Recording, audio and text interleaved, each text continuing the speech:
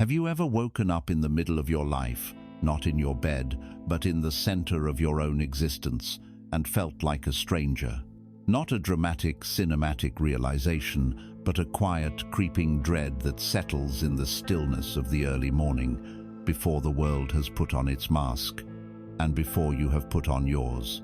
You look at your hands, and they perform their tasks. You hear your voice, and it says the expected things. You walk through the rooms of a life you have painstakingly built, yet you feel like a visitor, a ghost haunting the architecture of your own choices. This is the quiet hum of a soul disconnected, the deep ache of a spirit running on empty, navigating a world that is louder than ever, yet says nothing of substance. We are saturated with information, yet starved of wisdom. We are connected to 1,000 faces on a screen, yet we have forgotten the landscape of our own. The noise of expectation, of ambition, of comparison has become so deafening that we can no longer hear the subtle, essential whisper of our own being. And in the rare moments of silence, what we find is not peace, but an unnerving void, a space where our true self is supposed to be. Do not be afraid of this space.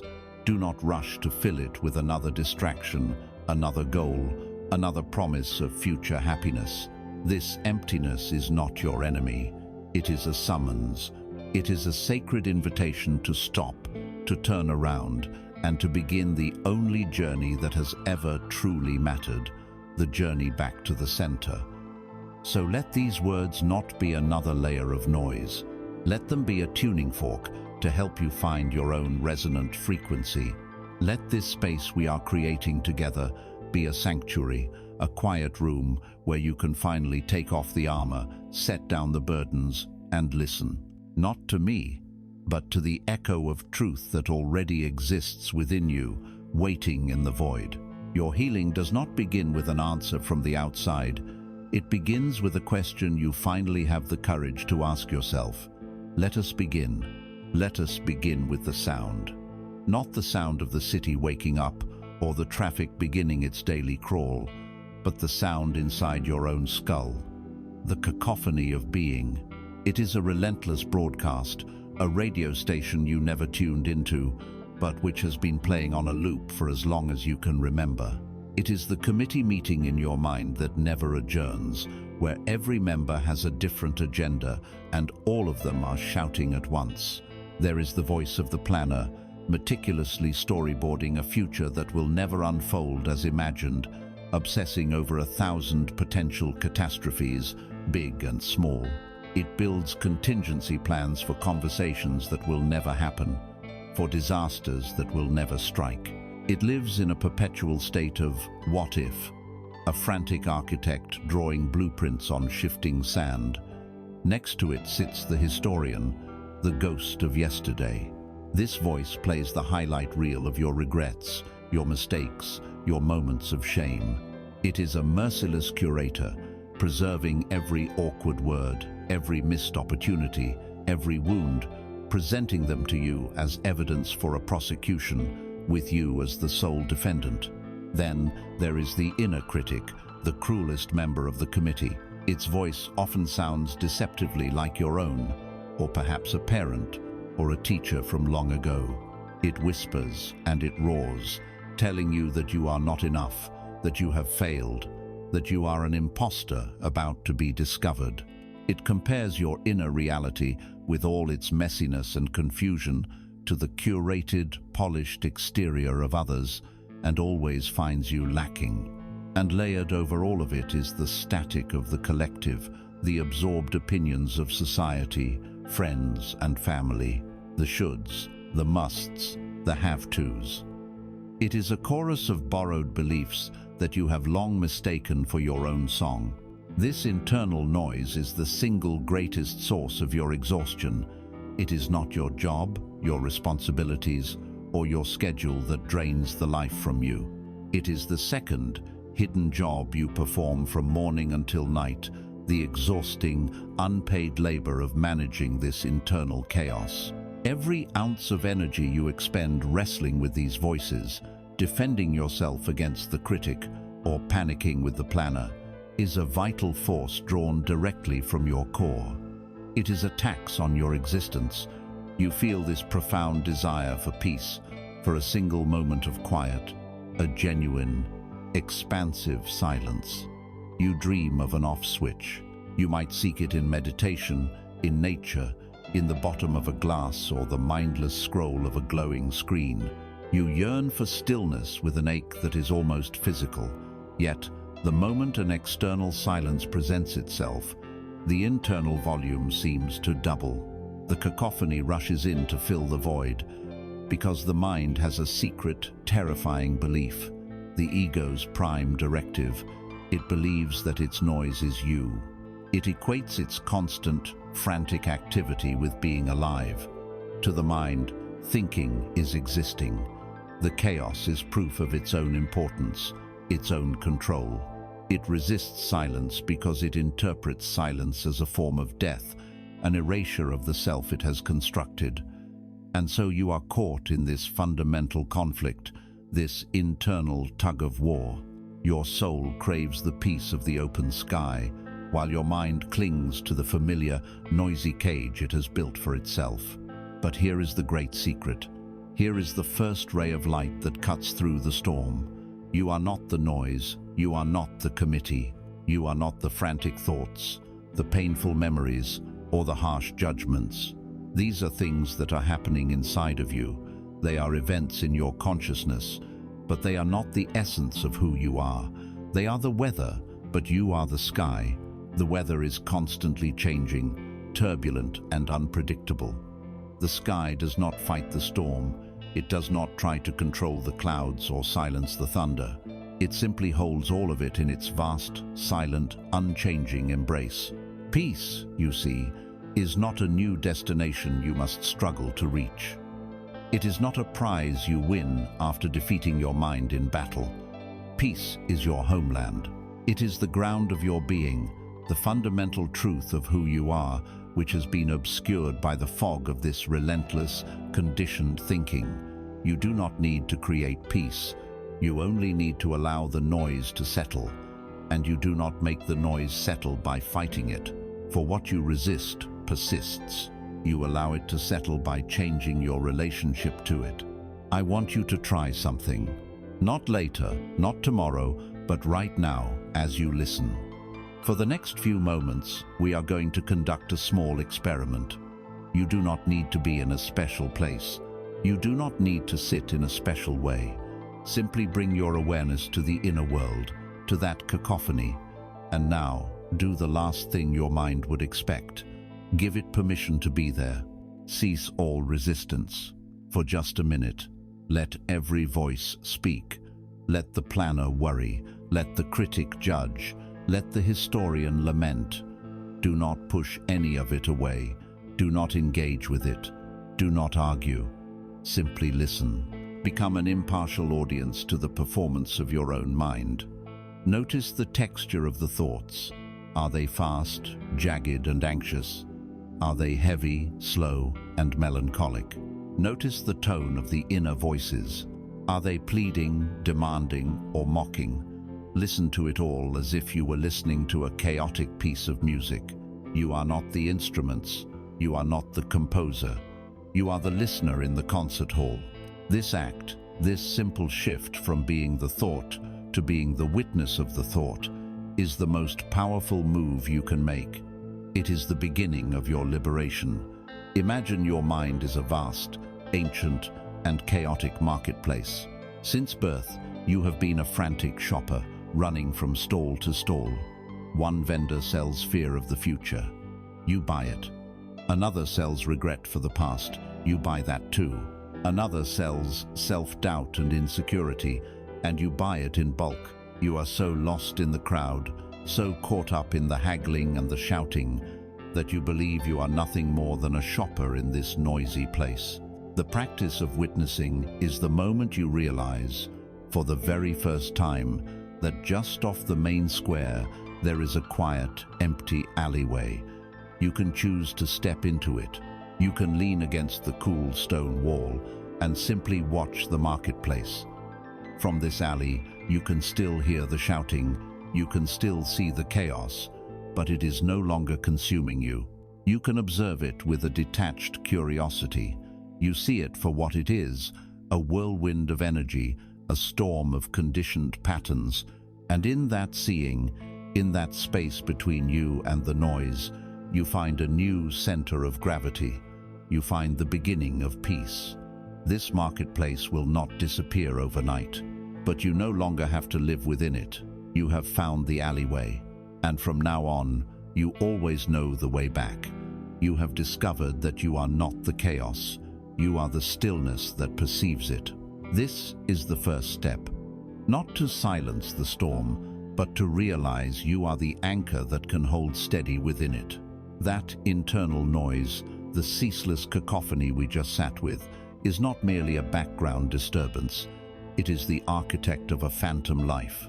It is the engine of a machine that runs on the tracks of yesterday's programming, and you, the conscious being, have been relegated to the role of a ghost within it. This is the second state we must examine, the life on autopilot. It is the subtle horror of realizing you are no longer driving, but are merely a passenger in a vehicle that bears your name. Think of your morning. Did you truly experience it? Or did a body, your body, simply execute a sequence? The alarm, the shower, the coffee, the commute. The body moves with a muscle memory so profound that the mind is free to time travel, to leap ahead to the anxieties of the workday, or drift back to the unresolved conflicts of the night before. You are dressing for a meeting that hasn't happened while your physical hands are buttoning a shirt. You are replaying an argument with a loved one while the hot water of the shower, a miracle of sensation, runs over your skin completely unnoticed. Days bleed into weeks, weeks into months, and you are left with a vague, unsettling impression of time passing, but not of life being lived. This is the existence of the ghost in the machine. The machine is the sum of your habits, your conditioning, your learned responses. It is efficient, it is predictable, and it is safe. It knows how to navigate your social circles, how to perform at your job, how to satisfy the basic requirements of your existence. It operates from a script written in the invisible ink of your past.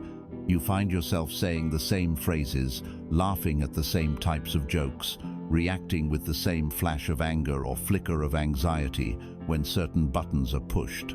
There is a profound lack of spontaneity, of genuine, in-the-moment response. Life becomes a performance of a role you never consciously auditioned for. And the ghost, the true you, the silent witness, watches this performance from a distance. Sometimes it feels a pang of sorrow, sometimes a flicker of rebellion, but mostly it is just a faint presence, a powerless observer, having long ago surrendered the controls to the machine's relentless efficiency. The conflict arises in the moments the machine glitches. It can be startling. You are driving a familiar route, and suddenly you wake up, with no memory of the last 5 miles, a cold jolt of fear and disorientation in your chest. Or you look in the mirror, and for a split second, you do not recognize the person staring back. The eyes seem to belong to a stranger, tired and distant. These glitches are not malfunctions. They are messages. They are flares sent up from the ghost, the trapped consciousness within, crying out, "I am here. Is anybody listening?" It is a momentary tear in the fabric of the automatic, a glimpse of the vast, authentic life that is being forsaken for the comfort of the predictable. And in that moment, a choice presents itself. The machine immediately tries to reboot, to smooth over the glitch with a rationalization. "I'm just tired," or "I'm just stressed." It pulls you back toward the familiar rhythm, the comfortable numbness. The gravitational pull of habit is immense. The ego, which is the machine's chief operating officer, prefers the certainty of a known prison to the terrifying freedom of the unknown. And so the inner war is waged, between the ghost's deep yearning to become solid, to feel, to truly live, and the machine's powerful, ingrained momentum to simply continue, to survive, to repeat. Here is the truth that can disable the machine and give substance to the ghost. You do not reclaim your life with a grand, explosive gesture. You do not need to quit your job, move to a new country, or shatter your relationships. These are often just the machine's dramatic attempts to find a new, more exciting script to run. The real revolution is infinitesimally small. It is quiet, it is subtle, and it happens in the here and now. The ghost does not become the driver by staging a violent coup. It does so by choosing to consciously operate one single, tiny lever. The act of breaking the spell of the automatic begins with one solitary, fully inhabited moment. The entire momentum of your conditioned past can be brought to a halt by the simple, radical act of paying attention. You are not destined to be a phantom in your own biography. You have the power, in this very second, to infuse the machine with the light of your awareness, to merge the ghost and the machine into a single, integrated, present being. The power is not in changing your circumstances, but in changing your presence within them. Let us perform this act of quiet rebellion together. Choose a mundane ritual, an action so common that it has become completely invisible to you. The most potent choice is your next cup of coffee, or tea, or even a simple glass of water. The next time you hold this cup, you will not simply drink from it. You will enter into a relationship with it. This will be your first act of reclaiming control. Before you drink, just hold the cup. Feel its weight in your hands. Is it heavy or light? Feel the texture of the ceramic or glass against your fingertips. Is it smooth or rough? Notice the temperature radiating from it, the warmth spreading into your palms. Now, look at it. Truly see it. Don't just label it coffee. See the deep, dark liquid. See the light reflecting on its surface. See the delicate swirl of steam rising from it, a ghost of a different kind, one born of heat and presence. Now, bring it to your nose. Close your eyes and inhale. Don't just smell coffee. Smell the rich, earthy, bitter aroma. Let that scent be the only thing in your universe for a single breath. Finally, take a sip, but do not swallow. Let the liquid rest on your tongue. Notice the intense heat, the wave of flavor. Is it bitter, sweet, acidic? Let it wash over your taste buds before you consciously, deliberately swallow. Feel its warmth trace a path down your throat and into your body. During these few moments, the machine will fight you. The inner committee will reconvene. The planner will tell you that you are wasting time, that you have emails to answer. The critic will tell you that this is a silly, pointless exercise. The noise will try to pull you away from the sensation and back into the story. Your task is not to fight these thoughts. It is simply to notice them and gently, firmly return your attention to the cup. Return to the warmth. Return to the taste. Return to the aroma. Every time you return, you are casting a vote for consciousness. You are strengthening a muscle that has atrophied.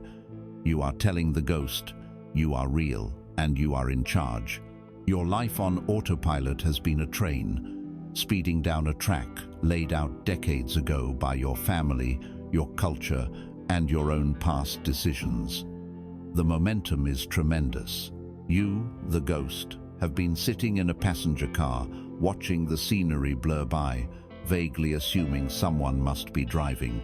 The terrifying, liberating truth is that the driver's cabin has been empty for a very long time. The train has just been running on its old, powerful momentum. Your conscious act of tasting the coffee is the moment you decide to get up from your passenger seat. It is the act of walking the length of the swaying cars, feeling the rumble of the tracks beneath you, and stepping into the driver's cabin for the first time. You haven't stopped the train. You haven't tried to change its destination. You have simply placed your hand on the control lever. You have felt the thrum of the engine through the steel. You have confirmed, with absolute certainty, that you can steer. This small, mundane act is a declaration of sovereignty. It is the beginning of the end of the ghost's reign. But to stay in this cabin, especially when the track gets rough, you will need an anchor. You will need a tool that is always with you, something to hold on to that can bring you back to the driver's seat in an instant. That anchor is your breath. You have stepped into the driver's cabin of your own life. You have placed your hand on the controls, and for the first time, you have felt the raw power of the engine that has been running on its own momentum. The realization is both exhilarating and terrifying. The noise is still deafening, the speed is still immense. The temptation to retreat to the familiar comfort of the passenger car is overwhelming. What now? How do you stay in this place of command? How do you learn to steer when the very vibrations of the machine seem to shake your resolve? The answer is not found in a complex manual or an elaborate strategy. It is found in the simplest, most overlooked, and most profound rhythm of your existence. It is found in your breath. The mind is a relentless time traveler. Its currency is the past and the future, two realms that do not exist. It replays old conversations, dissects past wounds, and rehearses future encounters.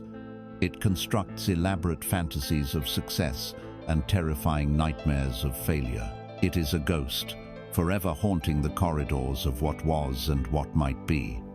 The body, however, knows only one truth, one time, one reality. The body lives exclusively in the here and now. Your feet can only touch the ground in this moment. Your heart can only beat in this moment, and your lungs can only draw breath in this moment. The breath, therefore, is the sacred bridge. It is the living physiological link between the time-traveling mind and the ever-present body. It is the cord that tethers the wandering ghost of your thoughts to the solid, tangible reality of your physical form. This connection is not just philosophical, it is a biological fact. Your mental and emotional states are written in the signature of your breath. When a thought of anxiety arises, the breath becomes shallow, rapid, a frantic little flutter in the chest. When you are angry, the breath is hot and forceful. When you are calm, the breath is deep, slow, and rhythmic. It is an unerring barometer of your inner weather. For your entire life, this has been a one-way street. The mind dictates, and the breath obeys. But here is the secret that shifts the entire balance of power. It is a two-way street. Just as the mind can alter the breath can command the mind. By consciously taking control of the rhythm of your breathing, you can directly intervene in the feedback loop of anxiety and stress. You can send a signal from the body back to the mind, a message that says, "All is well. You are safe. Be still." The breath is the first thing you received upon entering this world, and it will be the last thing you release. It has been your most loyal, constant companion, the ceaseless, quiet drumbeat of your life. And now, you will learn to use it not just to survive, but to awaken. As you might expect, the restless mind, the ego, will not surrender its authority without a fight. When you first decide to intentionally focus on your breath, the mind will react with scorn and rebellion. It will find the act insultingly simple, profoundly boring. The ego thrives on complexity, on problems to solve, on narratives to weave. The simple, pure sensation of air entering and leaving your body offers it nothing to do, nothing to control. It feels redundant, and this is a threat to its very existence. So, it will launch a counterattack. It will bombard you with distractions, a sudden, unbearable itch on your nose, a memory from third grade you haven't thought of in decades, a list of groceries you urgently need to remember, a snippet of a song on an endless loop. The mind will shout, "This is pointless. There are real problems to deal with. You are just sitting here doing nothing while your life falls apart." Do not be discouraged. This is not a sign of failure. It is a sign that the process is working. This resistance is the friction that proves you are shifting a great and heavy gear. The conflict is clear. It is your determined, quiet will to stay with the simple truth of your breath versus the ego's frantic, desperate addiction to the drama of its own making. The core message, the light that illuminates this struggle, is this: your breath is your home. It is your ultimate refuge, your unshakable sanctuary. No matter how lost you are in the labyrinth of your worries, no matter how battered you are by the storms of your emotions, the path back to your center is never more than one conscious breath away. It costs nothing. It requires no special equipment. It is available to you in the boardroom, in the traffic jam, in the middle of a difficult conversation, in the dead of night. It is the portable, ever-present anchor of your being. To consciously return to your breath is to perform a sacred act. It is to declare that you are choosing the living reality of this moment over the phantom illusions of your mind. It is an act of profound self-love, a homecoming. Let us now learn a formal structure to practice this homecoming. It is a simple, ancient, and powerful technique often called box breathing because of its 4 equal sides. I invite you to try it now. Find a comfortable position, sitting upright or lying down. Gently allow your eyes to close.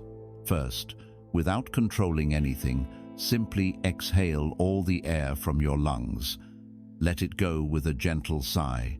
Feel the emptiness at the bottom. Now, we will begin the square. Inhale slowly and gently through your nose to the count of 4. 1, 2, 3, 4. Now, hold the breath in your lungs. It is not a forceful clenching, but a gentle pause at the peak. Hold for 1, 2, 3, 4. Now, slowly, gently, exhale all the air through your mouth or nose. 1, 2, 3, 4. And now, hold the breath out. Rest in the stillness, the quiet space at the bottom. 1, 2, 3, 4. That is one cycle. Let us do it again. Inhale 2, 3, 4. Hold 2, 3, 4. Exhale 2, 3, 4. Hold 2, 3, 4. Continue this pattern on your own for a few more rounds. When your mind wanders, as it will, simply notice where it went without judgment, and then gently guide your attention back to the counting, back to the simple, square rhythm of the breath. Imagine your mind as a ship on a vast ocean. Your thoughts are the unpredictable waves. Your emotions are the howling gales. For most of your life, this ship has been tossed about helplessly, adrift in a perpetual storm. You have been running frantically across the deck, trying to bail out the water, trying to fight each individual wave, a futile and exhausting battle against the might of the sea. The conscious breath is the act of walking calmly to the bow of the ship and dropping a great, heavy anchor. The anchor sinks down, down, down through the turbulent waters and finds its purchase on the deep, silent, unmoving floor of the ocean. This ocean floor is the present moment. The ship is still on the stormy surface. The waves still crash against its hull. The wind still howls in the rigging. But the ship is no longer adrift. It is no longer at the mercy of the storm. It is held fast. It is secure. It is anchored in the profound stability of the now. Each cycle of your breath is a strengthening of the anchor's chain. The more you practice, the quicker you become at dropping this anchor, the moment you feel the first winds of anxiety begin to rise. The breath is not an escape from the storm of life. It is the means by which you find the stability to face it, to be with it, without being swept away. Now that you have found your anchor, now that you can hold your position, you are ready for the next step. You are ready to turn and look directly at the storm, not as a victim, but as a silent witness. You are anchored. With the steady, rhythmic companion of your breath, you have found a place of stability within the driver's cabin of your being. The engine of the mind still roars, the landscape of life still rushes past, but you are no longer a phantom passenger. You are present. You are here. From this newfound place of stillness, a new capacity arises. For the first time, you have the stability not to run from the storm of your own mind, not to fight it, but to turn and simply look, to watch, to become the silent witness. This is the next crucial step in your journey homeward. It is the move that unravels the very mechanism of suffering. That mechanism is a subtle, insidious trick of language and identity. It is the habit of fusion. When a feeling of sadness arises within you, a transient wave of emotional energy, you do not say, "A feeling of sadness is present." You say, "I am sad." When a thought of failure passes through your mind, a fleeting electrical pattern, you do not say, "A thought of failure has appeared." You say, "I am a failure." Do you see the profound and devastating difference? In that tiny, reflexive leap of grammar, you perform an act of mistaken identity. You collapse the distinction between the awareness that you are and the experience that you are having. You fuse with the transient cloud and believe you are the cloud. You merge with the passing wave and believe you are the wave. And in doing so, you condemn yourself to be tossed and turned by every passing mood, every fleeting thought. This is the fundamental error from which most human suffering is born. An emotion, on its own, is simply a rush of energy in the body. A thought, on its own, is a harmless flicker in the vast space of the mind. They have no inherent power to cause lasting pain. They only gain that power when we wrap our identity around them, when we give them the authority of I. We clothe these ephemeral visitors in the royal robes of our own being, and then we wonder why they rule over us like tyrants. This is a deeply ingrained, unconscious habit, a faulty software running in the background of the human condition. To dismantle it is to dismantle the very prison you have unknowingly built for yourself. As you begin this practice of observation, of disidentification, the ego will sound every alarm. The ego is the bundle of thoughts, memories, beliefs, and roles that you have come to call me. It has no substance of its own. It is a construct, a story. For this story to feel real, it needs you to believe it, to identify with it completely. The moment you step back and observe your thoughts, you are stepping out of the story. From the ego's perspective, this is an act of supreme betrayal, an existential threat. It will fight to pull you back into the drama. It will whisper, "This is cold and clinical." You are becoming detached, unfeeling. If you are not your pain, your passion, your story, what are you? You are becoming nothing. It will generate bigger, louder, more dramatic thoughts and emotions, like a desperate actor trying to recapture the audience's attention. Look at this immense sorrow. This is you. Feel this righteous anger. This is yours. It wants you back in the river, drowning, because it is in the struggle of drowning that the ego feels most alive, most real. Here lies the conflict. The silent, spacious freedom of the witness versus the familiar, noisy, and strangely comfortable suffering of the ego's story. It is the choice between the vastness of what you truly are and the confines of the character you have been pretending to be. Here is the liberating truth that silences the ego's fears. You are not your thoughts. You are not your emotions. You are the space in which they arise, play out, and dissolve. You are the sky, and they are the weather. The sky is never damaged by a hurricane. It is never broken by a bolt of lightning. It is never stained by the darkest storm clouds. The weather is a temporary event within the sky. The sky is the vast, silent, allowing container for it all. Your true nature, this witness consciousness, is just like that sky. It is a field of pure, formless awareness. It has no agenda, no opinion, no past, no future. It does not judge the angry thought or cling to the happy one. It simply allows everything to be as it is. It is the silent background, knowing that was there when you were 5 years old and will be there on your last day. It is the only constant in the ever-changing landscape of your life. Discovering this is not becoming nothing. It is becoming everything. It is discovering the infinite, indestructible ground of your own being. The primary tool for cultivating this witness is a simple practice called noting or labeling. It is the act of placing a light, non-judgmental label on whatever passes through the field of your awareness. As you sit, anchored by the rhythm of your breath, you simply wait. You are not looking for anything. You are just being present. Inevitably, a thought will arise. Perhaps it's a plan for dinner.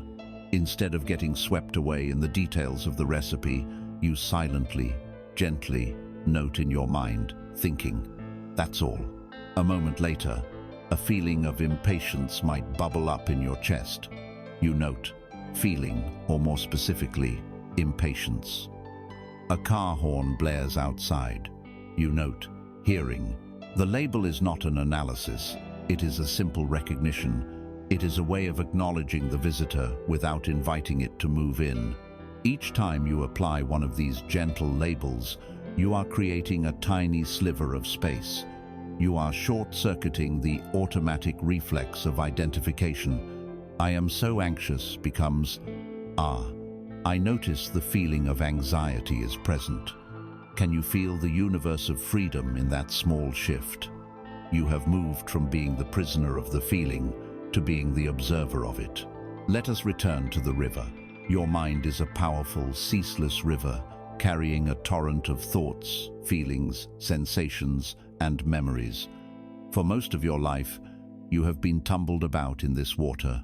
You have been swept away by currents of desire, pulled under by eddies of despair, and dashed against the hidden rocks of past trauma. You believed you were the river itself, and that its turmoil was your nature. The practice of anchoring with your breath was the moment you found the strength to pull yourself out of the churning water. Now, you are sitting on the green, solid bank of the river. You are safe. You are dry. You are the silent witness. From this new vantage point, you can simply watch the river of your mind flow by. A dark, heavy log from a painful past floats near. Before, you would have instinctively jumped in to wrestle with it. Now, you sit on the bank, you note memory, and you allow it to drift downstream. A flash of lightning, an angry thought, reflects on the water's surface. You note anger, and you watch it pass. A beautiful sunlit patch of water, a happy idea, flows by. You note joy, and you let it go too, without clinging. You are no longer at the mercy of the river. You have realized that you are not the water. You are the vast, unwavering stillness of the riverbank itself. This is the beginning of unshakable peace. Now that you are firmly established on this bank, now that you can watch the currents without fear, you have the strength and the clarity to look more closely at the debris the river carries.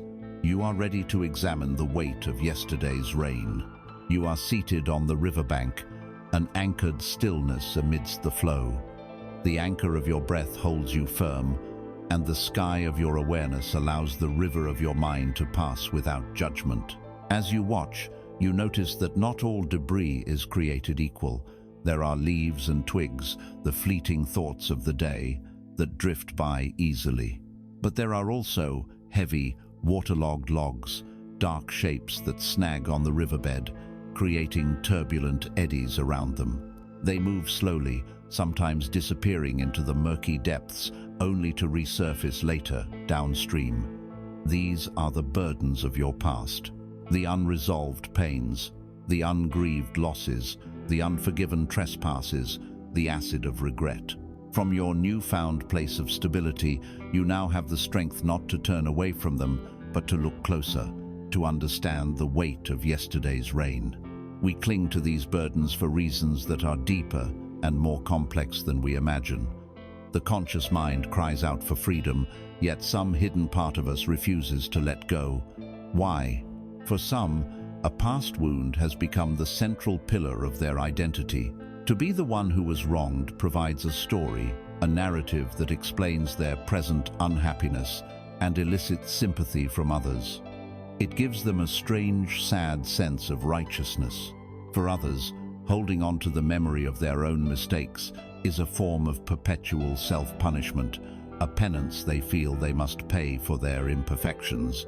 The ego, in its cunning way, can even frame this suffering as a noble quality, a sign of its own moral sensitivity. We carry the pain not because we are weak, but because on some level we have been conditioned to believe that this weight is integral to who we are. We do not suffer from the past itself. The past is gone. It has no power. We suffer from our own minds, which continuously resurrect the past in the present moment. We take the cold ashes of a long-dead fire and rub them into our own eyes, day after day, and wonder why we cannot see clearly. Herein lies a profound conflict. There is a part of your soul, your essential self, that yearns for lightness. It longs to run through the fields of the present moment, unburdened and free. It craves the liberation of forgiveness. Yet, there is another part, the ego, the storyteller, that is terrified of letting go. It whispers insidious questions into your mind. If I let go of this anger, does that mean what they did was acceptable? If I forgive myself for that mistake, will I lose the motivation to ever do better? If I am no longer defined by my story of struggle and survival, who will I be? What will be left? The ego would rather drag a familiar corpse through the present than step into the unnerving, undefined freedom of a life without it. Letting go feels like a death, and in a way, it is. It is the death of a false, constricted, suffering identity. It is the death of the prisoner, which is the necessary prerequisite for the birth of the free being. This is the truth that will sever the chains. Forgiveness, whether of another or of yourself, is not an act of moral accounting. It is an act of radical, pragmatic self-liberation. When you forgive someone who has hurt you, you are not saying, "What you did was okay." You are saying, "What you did is no longer going to be the poison I drink. I will no longer allow your past actions to contaminate my present peace. I revoke your power within my inner kingdom." It is you taking your energy back. And when you forgive yourself, you are not condoning your past mistakes. You are acknowledging your own humanity, your own capacity to learn and grow. To hold on to self-punishment is to live with the arrogant belief that you should have known better, when the truth is, you acted with the consciousness you had at the time. The pain itself was the lesson. To keep reliving it is to refuse to graduate. You cannot change a single word of the past, but you possess the absolute godlike power to change your relationship to it. In this and every moment, you can choose to stop carrying the weight. I invite you now to participate in a ritual of release. This is not just a mental exercise, it is a physical act to signal to every level of your being that you are ready to let go. When you are ready, find a quiet time and a private space. Take a pen and a single piece of paper. Sit with your breath until you feel anchored. Then, from the calm perspective of the witness, ask your heart a simple question: what am I still carrying? And then, begin to write. Do not censor, do not edit. Let the pen move. Pour all of it out of your system and onto the page. Write down the names of those you resent.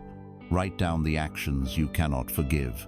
Write down the things you have done that fill you with shame. Write down the words you wish you had said and the words you wish you hadn't. Let the paper become the vessel for all of it. Feel the poison leaving you. Feel the weight transferring from your soul to the ink. When there is nothing left to write, when you feel empty, stop. Now, read what you have written, just once, aloud if you can. Acknowledge it all.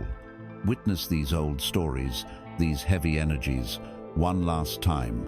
Then comes the final act of alchemy. You must destroy the paper.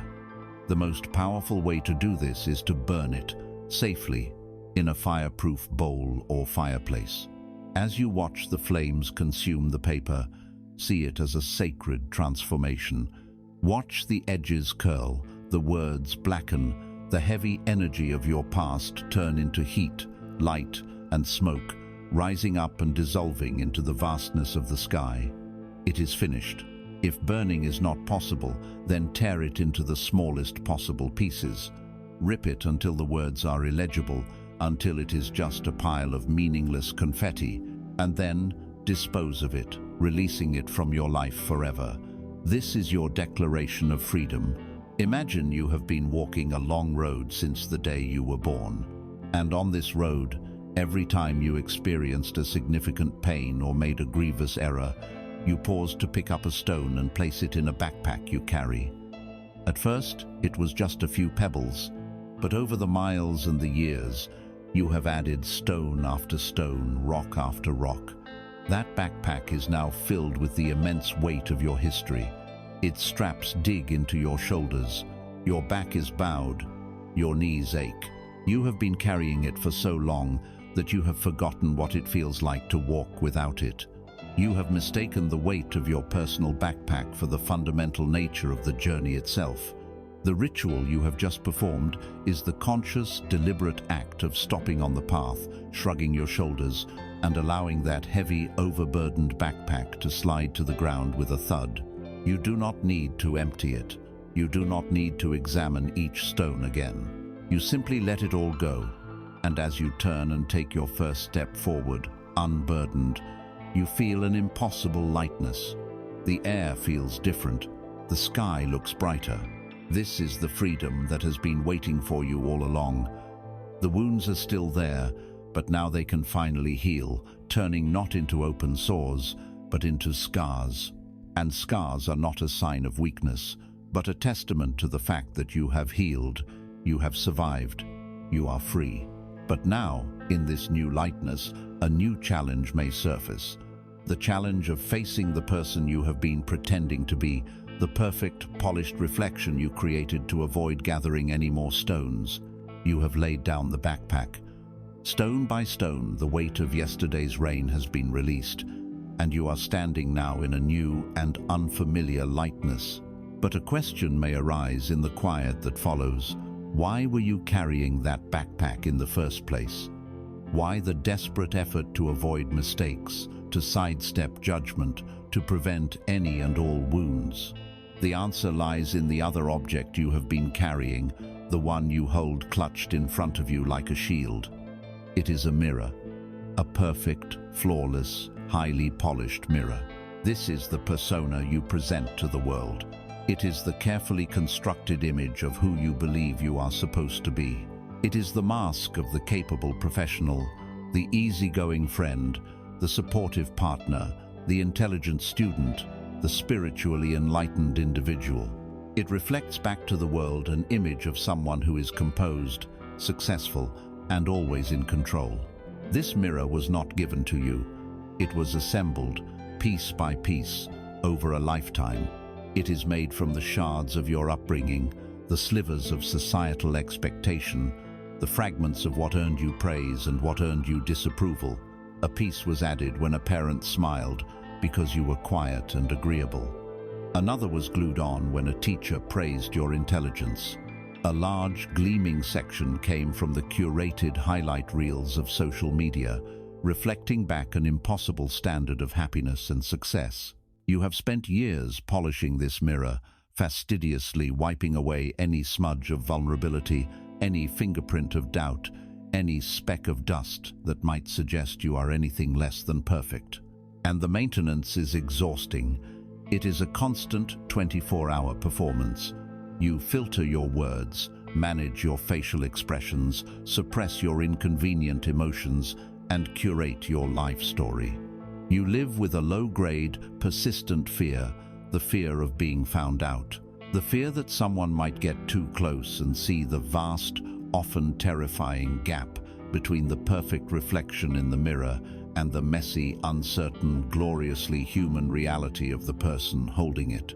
Here we find one of the most profound conflicts of the human heart. We have a deep, primal, and essential need to be loved, to be accepted, to belong. This need is the very motivation for creating the mirror in the first place. The logic is simple and seemingly sound. If I show the world this perfect, pleasing image, the world will love and accept me. If they see the real me, with all my flaws, fears, and contradictions, they will surely reject me. And so, we uphold the mask. But the soul has a need that is just as powerful, the need for authenticity, the need to breathe. While the persona smiles and nods, the true self is suffocating underneath. It is screaming for the freedom to be awkward, to be wrong, to have a bad day, to not know the answer, to be vulnerable. The inner dialogue is a civil war.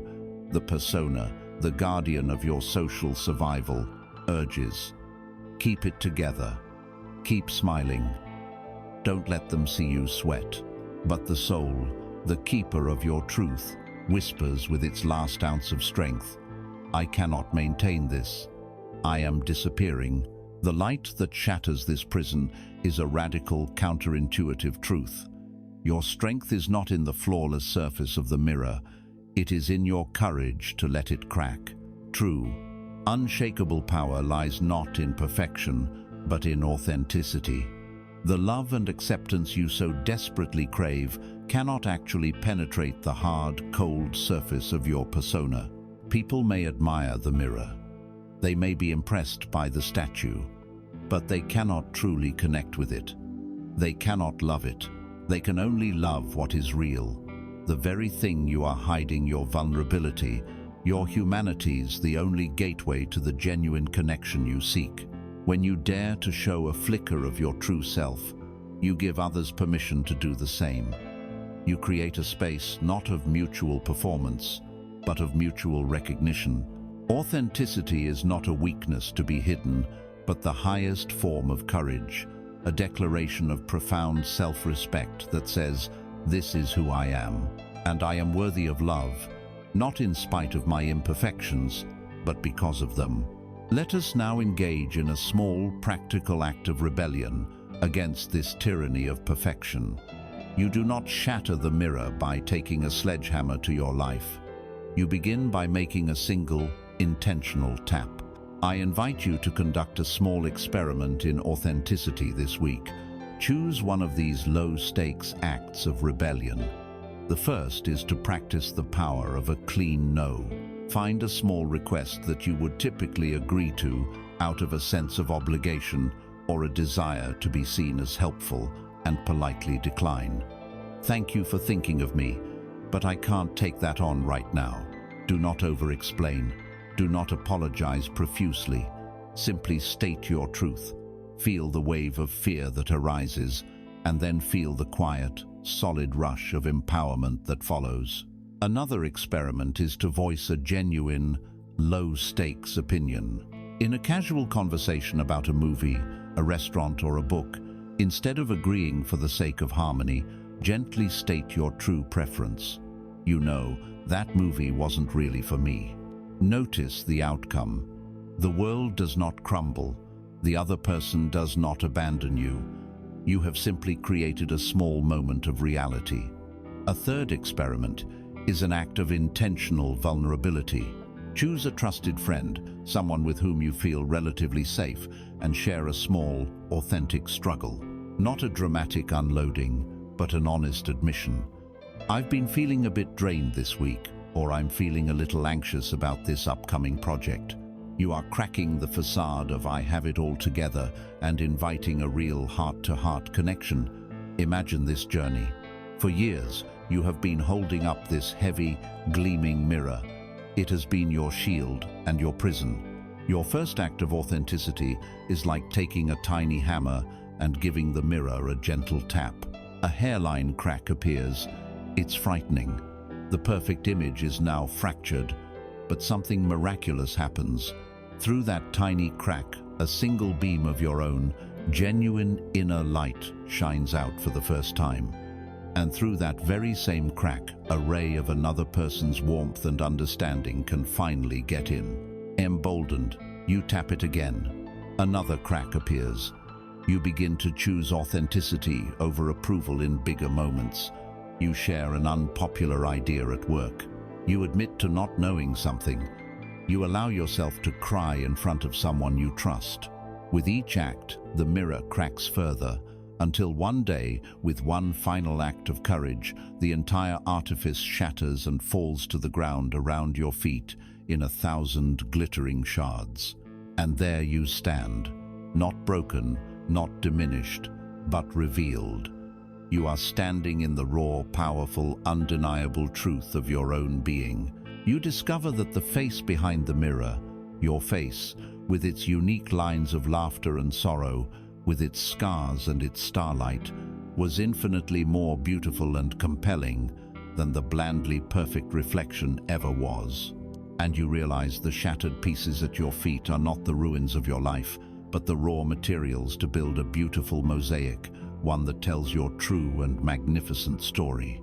But in the moment after the mirror shatters, you may feel a sudden chill, a sense of vast openness. You are no longer defined by the reflection. You are standing in a new space, an emptiness.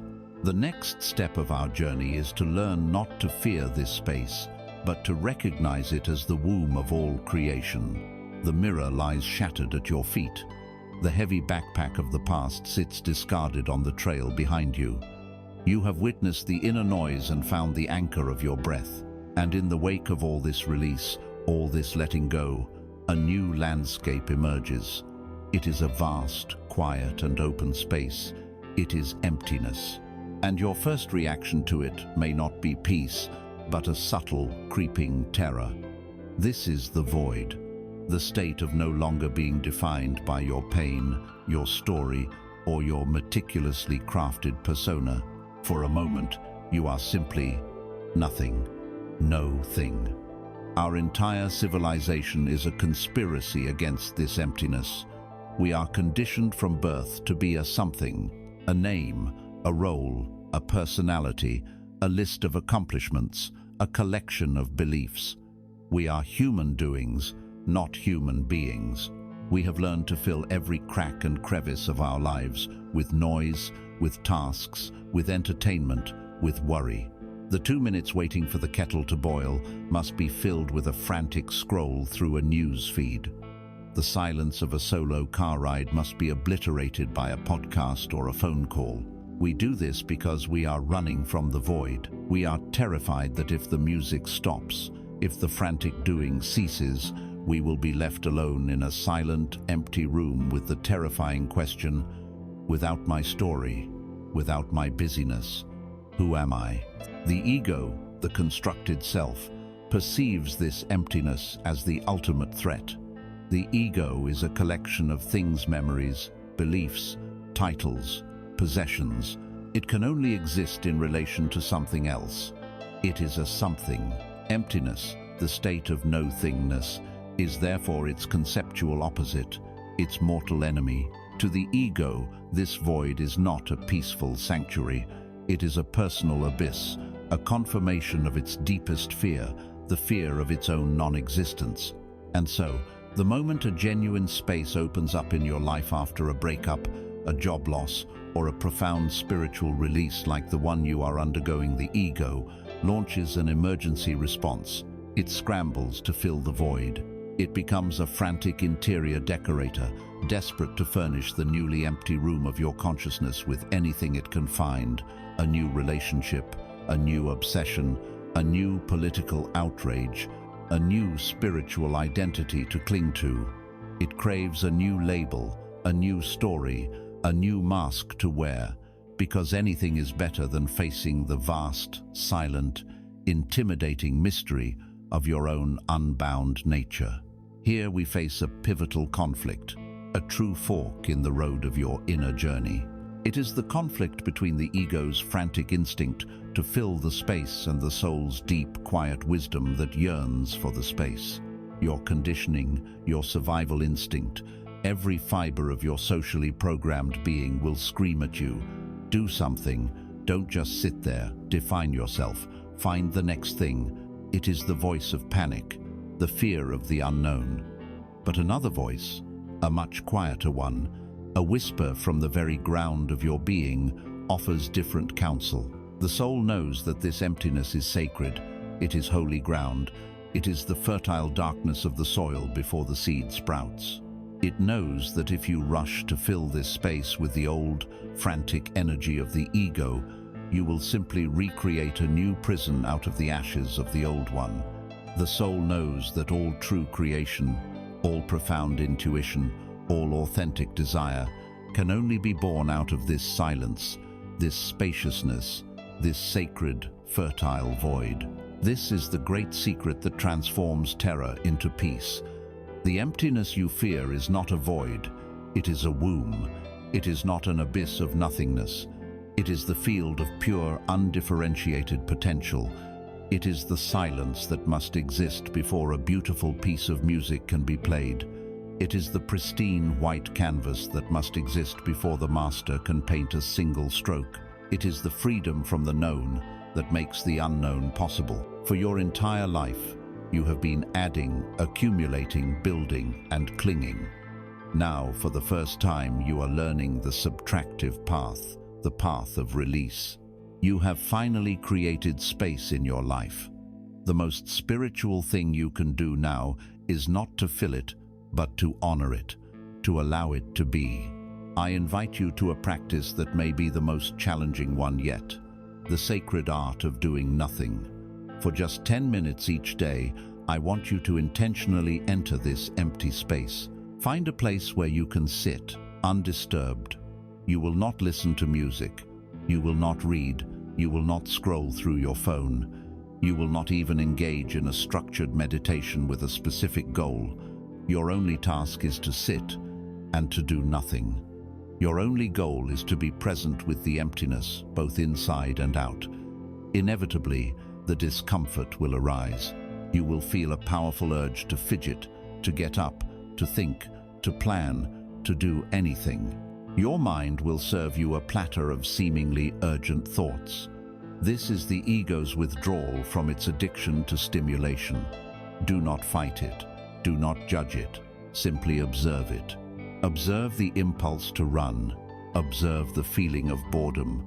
Observe the flicker of fear. And stay. Just for a moment longer. In doing this, you are not wasting time. You are performing the most productive act imaginable. You are acclimating yourself to the ground of your own being. You are befriending the void, teaching your nervous system that this space is not a threat, but a sanctuary. You are building your capacity to rest in the fertile mystery of not knowing. Imagine that your inner world has been a small, cluttered room that you have inhabited your entire life. Over the years, you filled it to the ceiling with furniture you didn't consciously choose. There was the heavy, dark, ancestral furniture of your family's beliefs. There were the cheap, plastic, trendy pieces of societal expectation. There were the broken chairs of old relationships and the dusty chests of past hurts. The room was so full, so cluttered, you could barely move or breathe. The work you have been doing on this journey, witnessing the noise, dropping the past, shattering the mirror, has been the arduous, liberating task of carrying every single piece of that furniture out of the room. And now you stand in the doorway, and for the first time you see the room as it is. It's empty. The floors are bare. The walls are clear. You can feel the echo. Your first instinct, the habit of a lifetime, is to panic and rush to a store to buy new things to fill it up again. But the wisdom you are now cultivating whispers, wait, wait. Live in the empty room for a while. Feel the space around you. Notice how the sunlight falls through the window at different times of day. Learn the true dimensions of your own consciousness now that it is not cluttered with inherited beliefs. Before you decide what new, authentic, beautiful things belong in this room, you must first fall in love with the space itself. You must come to appreciate the profound, silent beauty of the architecture of emptiness. This emptiness is not a destination. It is not a state of nihilistic detachment. It is a necessary, transitional, and profoundly creative space. It is the sacred pause between the out-breath and the in-breath. It is the winter of the soul, where the ground lies fallow, gathering its strength to burst forth with the life of a new spring. As you learn to sit in this fertile quiet, you will begin to notice new things arising within it. Not just the urge to run, but other subtle energies, other sensations. You may feel a current of restlessness, a vibration of fear, a warmth of unexpected joy. The next step on our path is to learn not to label these as good or bad, but to approach them with a curious, alchemical spirit, recognizing them as the raw, powerful energies of life itself, waiting to be transformed. You are sitting in the architecture of your own emptiness. The room of your consciousness is clear. In this newfound silence, something begins to happen. Like bubbles rising from the depths of a still lake, sensations begin to surface. A knot of anxiety tightens in your stomach for no apparent reason. A wave of profound loneliness washes over you in the middle of the afternoon. A restless, buzzing energy vibrates through your limbs, making it impossible to be still. These are the feelings that your former life of noise, distraction, and performance were designed to suppress. Now, in the quiet, there is nowhere for them to hide. And your first, most deeply ingrained instinct is to flee, to turn on the television, to pick up the phone, to fill the space with food or work or worry, anything to avoid this raw, unnerving sensation. This is the moment we meet the inner alchemist, and the raw material we have to work with is the lead of our own discomfort. Our world is engaged in a war against discomfort. We have built an entire civilization dedicated to the pursuit of comfort, ease, and frictionless living. From the temperature of our homes to the instant gratification of our desires, we are conditioned to believe that discomfort is a problem to be solved, an error in the system, a state to be medicated, distracted from, or eliminated as quickly as possible. We have come to see feelings like anxiety, sadness, boredom, and fear not as natural, unavoidable parts of the human experience, but as enemies of our well-being. This aversion creates a profound fragility. We become terrified of difficult conversations, of challenging projects, of the quiet solitude necessary for deep thought. Because all of these things are inherently uncomfortable, we trade the possibility of profound growth for the certainty of shallow comfort, and in doing so, we rob ourselves of our own power. This leads to a deep internal conflict. There is a part of you, the biological, conditioned self, that craves safety and predictability above all else. It wants to live in a state of perpetual ease. It is the part of you that chooses the familiar path, the comfortable routine, the known outcome. But there is another part of you, your soul, your higher self, that yearns for expansion, for evolution, for the fulfillment of its potential. And growth, by its very nature, only ever happens at the edge of your comfort zone. To learn, to love, to heal, to create, all require you to step into the uncertainty and vulnerability of the unknown, and that is always, without exception, uncomfortable. This is the great battle that rages within so many of us. The battle between the desire for an easy life and the soul's deep calling for a great life. And the paradox is that the constant attempt to secure an easy life, free from all discomfort, ultimately creates a much deeper, more painful existence, one of stagnation, regret, and unfulfilled potential. Here is the alchemical secret that turns this leaden struggle into gold. Discomfort is not your enemy. It is your most loyal and truthful guide. It is a sacred signal from your deepest self, a compass needle pointing directly to the areas of your life that are ripe for healing and expansion. The anxiety that arises is not a malfunction. It is a sign that you are standing at a threshold, about to step into a larger version of yourself. The sadness that surfaces is not a weakness. It is an indication of a heart that is open and capable of deep connection. The restlessness you feel is not a nuisance. It is the stirring of a powerful, creative energy that has been dormant for too long. We have been taught to see these feelings as problems. The alchemist sees them as power. Anxiety, fear, grief, Anger, these are not just bad feelings, they are immense sources of trapped, raw, potent energy. For years, you have been spending a colossal amount of your life force suppressing this energy, holding it down, running from it. The alchemical path is not one of suppression, but of transformation. It is the art of learning to take this chaotic, raw energy and consciously metabolize it, turning it from the poison that weakens you into the medicine that empowers you. The practical application of this alchemy begins with a radical shift in orientation, from turning away to turning toward. The next time a wave of discomfort arises, I invite you to perform this courageous experiment. First, anchor yourself. Take 1 or 2 deep, grounding breaths, reminding yourself that you are the sky, not the cloud. Now, instead of getting lost in the mental story that the mind instantly creates about the feeling, I'm anxious because of this phone call I have to make, or I'm sad because of that thing that happened, I want you to bring your attention out of your head and directly into your body. Ask yourself a simple, curious question. Where in my body does this feeling live? Scan your physical form. Is the anxiety a tightness in your throat? Is it a cold, hollow pit in your stomach? Is the anger a hot pressure behind your eyes? Is the sadness a heavy weight on your chest?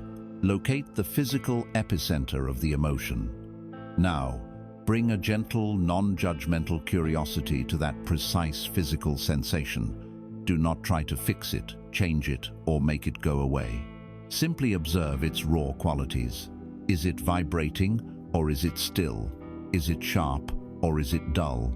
Is it hot, or is it cold? Become a scientist of your inner world. Finally, breathe into it. Imagine your breath is a warm, healing light, and direct that light into the part of your body where the sensation is strongest.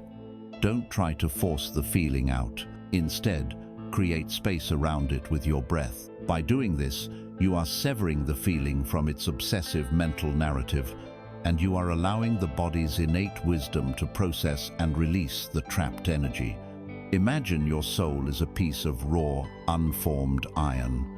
It holds immense potential, but in its natural state, it is soft, malleable, and easily bent out of shape. A life dedicated solely to comfort is like keeping that piece of iron in a cool, dark storeroom. It will be safe from the elements, but it will never change. It will never gain strength. It will never find its true form. Discomfort in all its forms, challenge, heartbreak, fear, failure is the fire of the blacksmith's forge. It is the intense, purifying heat that is absolutely necessary to make the iron workable. Our deepest instinct is to recoil from the flames, to seek the safety of the cool storeroom. The path of the alchemist, the path of the soul, is the path of willingly stepping into the fire. It is the courage to allow yourself to be heated, to become malleable, to be open to transformation. And the hammer that shapes the glowing metal on the anvil is your own conscious, loving attention. Each time you choose to breathe into your anxiety instead of distracting yourself, each time you allow yourself to fully feel your grief instead of numbing it, you are the blacksmith, striking the hot iron. It is a powerful, deliberate blow, and it is through this sacred process, this dance of fire and pressure and conscious attention, that the soft, raw iron of your conditioned self is tempered, purified, and forged into the magnificent, resilient, and beautiful sword of your awakened consciousness. This is not a call to seek out pain, but a call to stop running from the inherent, unavoidable, and ultimately transformative discomforts of a life fully lived. It is about fundamentally changing your relationship with these powerful energies from one of fear and aversion to one of welcome and alchemical curiosity. Forging a sword, however, is not the result of a single moment in the fire or a single strike of the hammer. It requires consistency, intention, and a powerful will. It requires the sacred fire of discipline. You have willingly sat in the forge. You have allowed the fires of discomfort to heat the raw iron of your being, making it malleable, making it ready for transformation. But heat alone does not create a sword. Heat without intention simply produces a shapeless, glowing lump of metal. To create a tool of power and beauty, something else is required. The rhythmic, intentional, and powerful strike of the hammer is needed. This hammer is the sacred power of discipline. The very word can make us flinch. We associate discipline with punishment, with harsh restriction, with the joyless denial of all that is pleasurable. We picture a stern schoolmaster with a ruler or a drill sergeant screaming in our face. This is a profound and tragic misunderstanding. That external fear-based compliance is not discipline, it is subjugation. True discipline, the discipline that arises from within, is the highest form of self-love. It is the ultimate act of devotion to the person you are striving to become.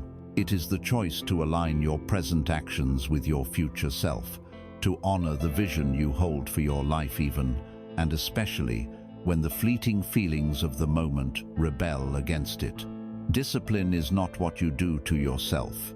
It is what you do for yourself. Within each of us, a daily battle is waged between two aspects of our consciousness. The first is the impulsive self, the inner toddler. This part of you operates solely on the pleasure principle. It wants what feels good now, and it wants to avoid what feels bad now. It is the voice that whispers, "Just 5 more minutes in bed."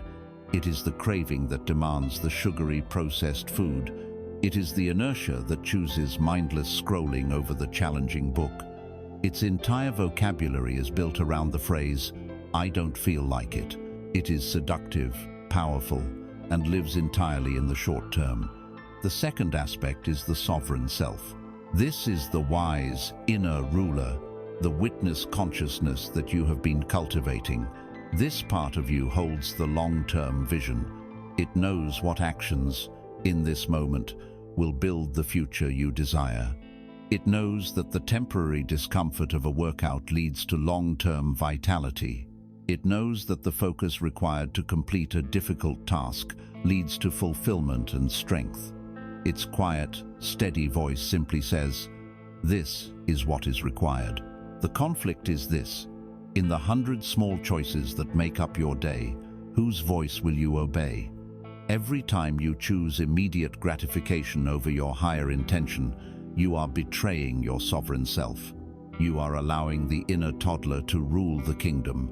Procrastination and indulgence are not mere laziness, they are quiet acts of abdication from the throne of your own life. This is the truth that will reset your understanding of freedom. Discipline is not the cage. Discipline is the key that unlocks the cage. The cage is your own impulsiveness, your moods, your addictions, your lethargy. To be a slave to what you feel like in every moment is not freedom. It is the most absolute kind of bondage. It means you are governed by the weather of your emotions, the whims of your cravings, the gravitational pull of your oldest, most unhelpful habits. True freedom is the power to choose. It is the strength to act in accordance with your highest values, regardless of the temporary turbulence of your inner state. It is the ability to direct your precious, finite energy toward what truly matters. Discipline is the bridge that spans the chasm between the person you are today and the person you aspire to become. On this side of the chasm is your current reality. On the far side are your dreams, your health, your peace, your purpose. A dream without discipline is merely a fantasy. It is a wistful gaze across an impassable canyon. Discipline is the act of laying the first plank, and then the next, and the next. It is the steady, conscious, daily work of building that bridge until you can walk across it and inhabit the life you have envisioned. So how do we begin? Especially when our relationship with ourselves is built on a long history of broken promises. We begin by rebuilding self-trust. We do this by forging one single, unbreakable promise. The secret is that this promise must be so small, so laughably easy, that it is almost impossible to fail. Your toddler self won't even see it as a threat. The goal here is not the outcome, but the act of keeping your word to yourself. If you want to meditate, do not promise 20 minutes. Promise 1 minute. Set a timer, close your eyes, and for 60 seconds, you stay. If you want to exercise, do not promise an hour at the gym. Promise to do 1 single push-up. If you want to write a book, do not promise a chapter. Promise 1 sentence. The point is not the push-up or the sentence. The point is to create a record of integrity. The point is to be able to look in the mirror at the end of the day and say, I said I would do it, and I did it. This is how you begin to heal the fractured trust within yourself. This is how you prove to your own consciousness that you are no longer ruled by the whims of, I don't feel like it. You are ruled by your sovereign will. You are a person who keeps their promises, especially the ones they make to themselves. Let us return to the forge. The raw iron of your will has been heated in the fires of discomfort. It is glowing, ready. The sovereign self is the blacksmith. Each act of discipline is a deliberate strike of the hammer. You choose to get out of bed when the alarm rings, instead of hitting snooze. Strike. You perform your 1-minute unbreakable promise. Strike. You choose the difficult conversation over the comfortable silence. Strike. You choose to create over consume. Strike. At first, the changes are imperceptible. The metal is still rough, its shape still crude. This is where the inner toddler screams that it's pointless. But the blacksmith is patient, steady, and relentless. Day after day, week after week, the hammer falls. Strike, strike, strike. And with thousands of these consistent, intentional blows, a miracle of metallurgy occurs. The very molecular structure of the iron begins to change. It becomes compressed, aligned, and incredibly strong. What was once soft and yielding becomes hard and resilient. An edge begins to appear, honed and sharp. A balance is found. What was once a useless lump of metal is being transformed into a thing of power and beauty, a sword. This sword is your focused will. It is your integrated self. It is the power to cut through the jungle of your own resistance, to slay the dragon of self-doubt, and to consciously carve the path of your own choosing. Discipline is not a grim march of self-denial. It is the passionate, dedicated, loving craftsmanship of building an extraordinary life. It is the structure that gives true freedom, its shape, and its power. Now that you are in the sacred process of forging this sword, of honing your will and focusing your power, a new question arises. A sword is a tool. It is meant to be wielded. Where do you point this newfound power? How do you direct this focused energy into the world to shape your reality? You are moving from being a passive piece of metal to the active, conscious blacksmith. The next step is to learn the language of creation itself. You have stepped into the role of the blacksmith. With the fire of your willingness and the steady hammer of your discipline, you are forging the sword of your own will. It is becoming sharp, strong, and balanced. A tool of immense potential is taking shape in your hands. But a sword, no matter how masterfully crafted, is inert until it is wielded. Its power is latent until the energy of the warrior flows through it. We now move from the inner forge of self-mastery to the great open field of life, to learn the language of creation itself. You are about to discover that the focused will you are cultivating does not just change you, it is a transmission. It is a signal you send into the world, a signal that the universe understands and responds to. This is the language of vibration. You are already fluent in this language, even if you do not know it. Think of how you can walk into a room and instantly feel the vibe. You can sense the tension after an argument, or the joyful ease of a celebration, without a single word being spoken. Think of how you meet a stranger and feel an immediate, inexplicable sense of connection, or a subtle feeling of repulsion? What are you perceiving in these moments? You are not reading minds. You are reading energy. You are perceiving the vibrational frequency that emanates from people and places. Now, apply this understanding to yourself. Every thought that passes through your mind and every emotion that arises in your body has a unique energetic signature, a specific frequency. Fear has a frantic, contracted, chaotic vibration. Gratitude has a high, smooth, and expansive vibration. Despair is a low, heavy, dense frequency. Love is a coherent, warm, radiant frequency. The sum total of your dominant thoughts and feelings creates your home frequency, your personal state of being. This is the signal you are broadcasting into the universe, 24 hours a day. This is the fundamental language that reality responds to. The universe does not hear your words or your wishes. It feels your vibration. It responds not to what you want, but to what you are. This is the core principle behind the law of resonance, the understanding that like energy attracts like energy. Your rational mind may immediately protest. It will demand proof, data, and peer-reviewed studies. It will label this as mysticism or wishful thinking. Honor this part of your mind, for its logic has helped you navigate the material world. But understand that it is a tool with limitations. It is a calculator trying to comprehend a symphony. Its language is that of cause and effect, in a world of separate objects. The language of vibration belongs to a deeper reality, a quantum reality, where everything is interconnected, where consciousness itself is a primary factor in the shaping of the world. The conflict, then, is between the evidence of your five senses and the evidence of your soul's experience. You have felt it. You have thought of an old friend, only to have them call you a moment later. You have had a gut feeling that saved you from a bad situation. You have experienced synchronicities so perfect they defy all probability. This is the universe speaking to you in the language of vibration and resonance.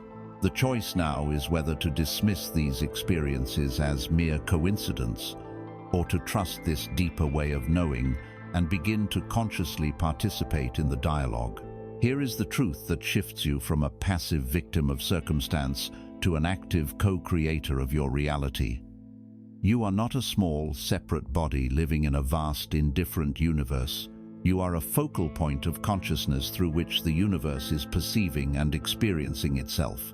You are not a drop in the ocean. You are the entire ocean in a single drop. Therefore, your inner state of being is not a private, contained affair. It is an active transmission, a vote you cast, a ripple you send out into the unified field of existence. Your vibration is the request you are constantly making to life. This is why chasing after things, money, love, success is so often a frustrating and fruitless endeavor. You are chasing an external effect while ignoring the internal cause. The universe does not give you what you want. It mirrors back to you what you are. If you are vibrating at the frequency of lack, you will only perceive and attract more evidence of lack. If you are vibrating at the frequency of loneliness, you will find yourself in situations that reinforce that loneliness. To truly change your life, you must first change your broadcast. You must change your frequency. The outer world then has no choice but to rearrange itself to match your new signal. The practical application of this knowledge is the vibrational check-in. It is a practice of bringing conscious awareness to your energetic state before you act. Before you send that crucial email, before you make that important phone call, before you walk into that interview or that date, I invite you to pause. Close your eyes for just a moment. Place a hand on your heart. Take a breath and ask yourself, from what state am I about to act? And then feel the answer in your body. Is it the tight, contracted, needy energy of fear? I really need this to work out. Is it the energy of lack? If I don't get this, I'll be lost. Or is it an open, calm, expansive energy of trust and service? I will offer my best and be open to the highest outcome. If you find yourself in a contracted state of lack, do not act yet. To do so is to send your request to the universe on the wrong frequency. Instead, take a moment to consciously shift your state. Use the tools you are forging. Anchor yourself with the breath. Bring to mind something you are genuinely grateful for and feel that warmth spread through your chest. Imagine the successful outcome you desire and feel the feeling of it as if it has already happened. Feel the relief, the joy, the peace. Inhabit that vibration first. Only when you feel a palpable shift in your own energy, then you act. You act from success, not toward it. You speak from love, not in a search for it. Think of yourself as a powerful radio transmission tower. Your emotional state is the frequency you are broadcasting. If you set your dial to 99.3 FM, the worry station, then the only songs you will hear are songs of doubt. The only news you will get is evidence for more worry, and the only talk shows will be your own inner critic debating your inner planner. The universe, like a perfect radio receiver, will dutifully play you the broadcast from that station. You can scream at the radio, begging it to play a different song, but it cannot. It can only play the frequency it is receiving. The work is not to yell at the world to change. The work is to calmly and deliberately walk to your own transmission tower and change the station. Turn the dial to 102.5, the abundance channel, or 104.7, the peace frequency. At first, there might be static, but as you hold your focus, a new broadcast will begin to come through, clear and strong. The world will start to bring you experiences, people, and ideas that match this new frequency. The outer reality has not changed its fundamental nature, but you have tuned yourself to a completely different aspect of it. This is the art of conscious creation. It is not about controlling the world with your mind. It is about becoming a masterful steward of your own inner world, knowing that it is the source code for your outer experience. You are the blacksmith, forging the sword of your will. And now you see that this sword is also an antenna, a powerful transmitter. You are learning to aim it, to focus your energy, to send a clear and coherent signal into the heart of reality. But communication is a two-way street. Now that you understand how to transmit, you must learn to receive. You must learn to quiet your own broadcast long enough to hear the universe's reply. You must learn to listen for its whispers. You stand now as a conscious transmitter, a living broadcast tower sending the signal of your being out into the great field of the universe. You are learning to steward your own frequency, to broadcast from a place of trust rather than fear. But all communication is a dialogue, a two-way street. It is a dance of speaking and listening. You have learned how to speak the language of vibration. Now, you must learn to listen for the reply. The universe is not a silent, empty void that passively receives your signal. It is a living, intelligent, and responsive consciousness that is constantly whispering back to you. The tragedy is that its voice is subtle, a whisper, while the noise of our own minds is a perpetual roar. The first step in hearing the universe is to learn to quiet yourself. The universe speaks to you in a language that predates words. It is the language of synchronicity, intuition, and resonance. Intuition is that deep, quiet, non-linear knowing in your gut. It is the sudden, inexplicable urge to take a different route home, only to later discover you narrowly avoided a major traffic jam. It is the visceral feeling about a person or a situation that your logical mind cannot justify. It is the quiet yes or no that arises from a place deeper than thought. Synchronicity is the magic of meaningful coincidence. It is thinking of an old friend for the first time in years and having them call you that very afternoon. It is being faced with a difficult question and then having a book fall off a shelf, opening to the very page that contains the answer. It is seeing the same number, the same symbol, the same phrase repeated in different places throughout your day, a little wink from the cosmos to let you know you are on the right track. These are not mere statistical anomalies or tricks of confirmation bias, as our cynical, rational minds would have us believe. They are nodes in the interconnected web of consciousness, moments where the underlying unity of all things reveals itself to you. Our training, however, has taught us to dismiss these sacred whispers. We are taught to trust only what is loud, measurable, provable, and logical. We have been conditioned to believe that we are the sole intelligence operating in our lives, and that our rational, planning mind is our greatest asset. This creates a deep and exhausting inner conflict. It is the conflict between the ego's desperate need to control and the soul's natural inclination to trust. The ego is a master strategist, a micromanager. It wants the entire map, with every turn and obstacle clearly marked, before it will dare to take a single step. It wants to control every variable, predict every outcome, and eliminate all uncertainty. The idea that there is a larger, benevolent intelligence that is trying to guide you is profoundly threatening to the ego. To act on a gut feeling, to follow a synchronistic sign, is an act of surrender.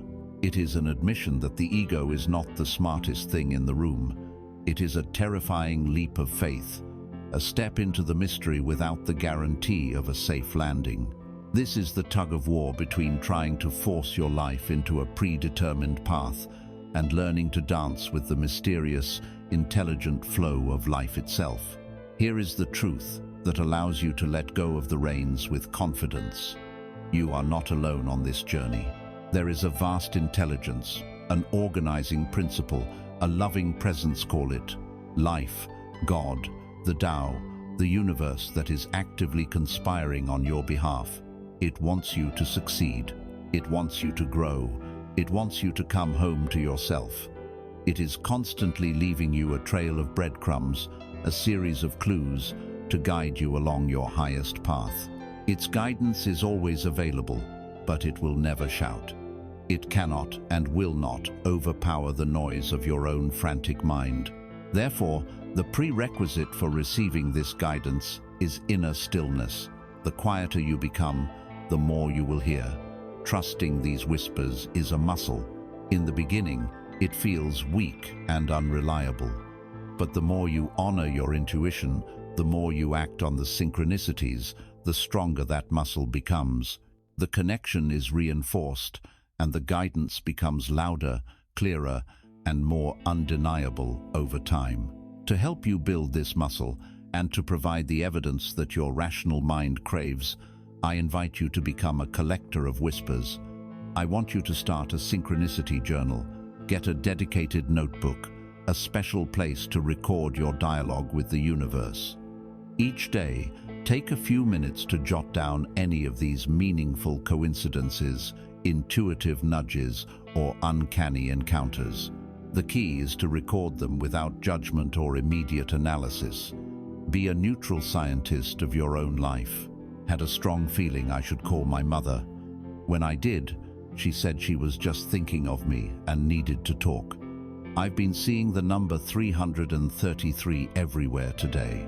I was wrestling with a business problem, and the lyrics of a song on the radio seemed to spell out the solution. Just write it down.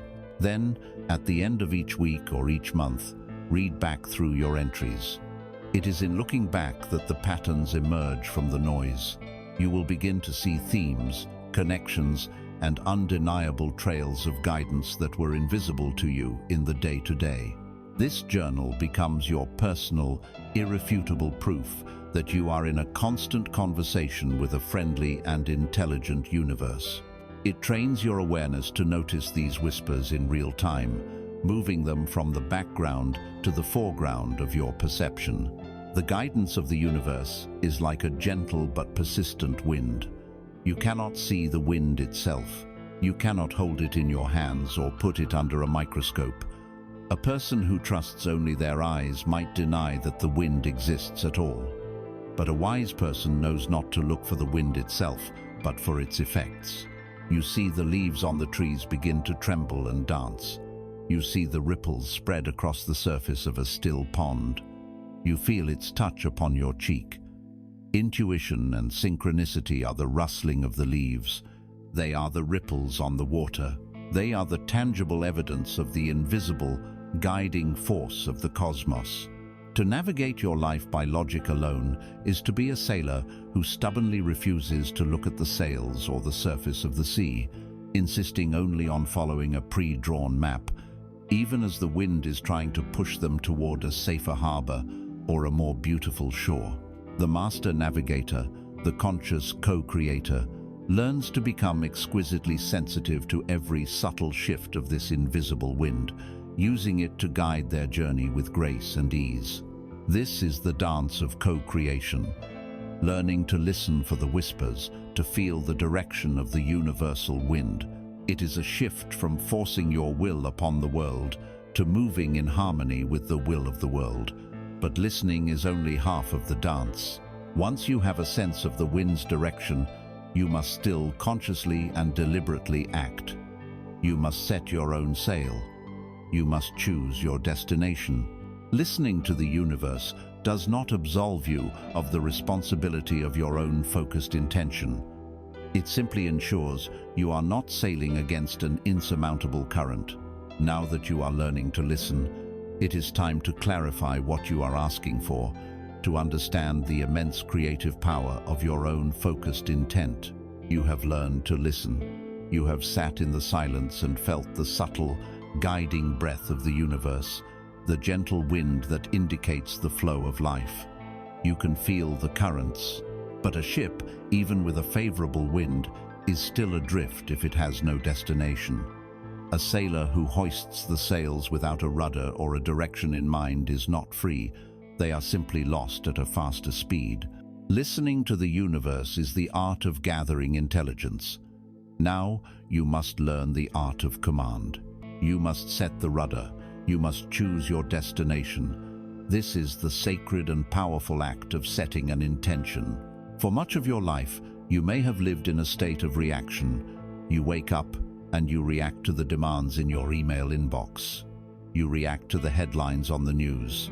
You react to the moods of your family, the requests of your colleagues, the traffic on your commute. You are like a billiard ball shot across the table by the cue of external circumstances, ricocheting from one bumper to the next. This life of reaction inevitably leads to a sense of powerlessness, a feeling that life is something that is happening to you. But this is an illusion. Your power was never taken from you. It was simply never claimed. A life without a clear intention is a life lived by default. And the default settings have been programmed by your past conditioning, by the agendas of others, by the culture around you, but not by the sovereign ruler of your own inner kingdom. Why do we hesitate to claim this power? Why do we shy away from setting a clear, powerful intention for our lives? The answer, as always, is fear. We fear failure. The ego whispers, if you set a bold intention and you don't achieve it, you will have to face the shame of your own inadequacy. It is safer to never truly aim than to aim and miss. We fear choosing the wrong path. What if I dedicate my life to this intention, only to discover in 20 years that it wasn't what I truly wanted? Better to keep my options open, to just go with the flow, and we fear responsibility. To set an intention is to declare, I am the creative force in my life. It means you can no longer be a victim of circumstance. It is much easier for the ego to drift along and blame the currents for where it ends up, than to set a course and accept the responsibility of being the captain. And so this conflict rages, the conflict between the soul's deep desire for a meaningful, self-directed life and the ego's terrified, desperate scramble to avoid failure, judgment, and responsibility. Here is the truth that calms the ego's fears and empowers the soul. An intention is not a rigid, brittle goal that you will either achieve or fail at. An intention is a magnetic heading for your life. It is a declaration of direction that begins to organize all the energy within you and around you. A clear intention, charged with the energy of your own feeling and belief, creates a powerful gravitational field. It is a vortex that begins to pull toward you the very things that are in resonance with it. When you declare, "My intention is to live a life of creativity and inspiration," you are doing two things simultaneously. First, you are programming your own perceptual filters. Your brain's attentional system begins to actively scan the environment for anything related to creativity. You start to notice art classes, to overhear conversations about interesting projects, to see opportunities that were always there but were rendered invisible by your previous lack of focus. Second, you are sending a clear, coherent vibrational signal out into the universe. You are broadcasting on the creativity frequency. The universe, which is a field of infinite potential, responds to this clear signal by matching it. It begins to arrange circumstances, to bring people and resources across your path that align with your declared intent. An intention is you, giving the universe a clear blueprint to work with on your behalf. The most potent way to harness this power is to make it the very first act of your day. I invite you to begin a non-negotiable ritual of the morning intention. Before your hand reaches for your phone, before your mind engages with the world's demands, give yourself 60 seconds. This is the most important minute of your day, for it is the moment you take the helm of your ship. Sit up in bed, close your eyes, take one deep, anchoring breath. Ask your heart, what is my truest intention for this day? Remember, this is not a to-do list. It is about a quality of being you wish to embody. Perhaps the answer is, today, my intention is to remain centered and peaceful amidst chaos. Or, today, my intention is to be a source of kindness and compassion. Or, today, my intention is to see evidence of abundance everywhere I look. Formulate it as a clear, present-tense statement. And now, for the most crucial step, you must charge it with energy. Do not just think the words, feel the words. Feel the sensation of peace in your body. Feel the warmth of kindness in your heart. Feel the expansive joy of seeing abundance. Inhabit the feeling of the fulfilled intention for just a few seconds. This is the act of marrying your thought with a vibration. Then release it, let it go.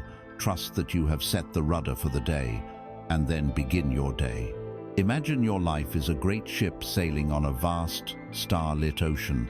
The whispers of the universe, the synchronicities and intuitions, are the winds and the currents.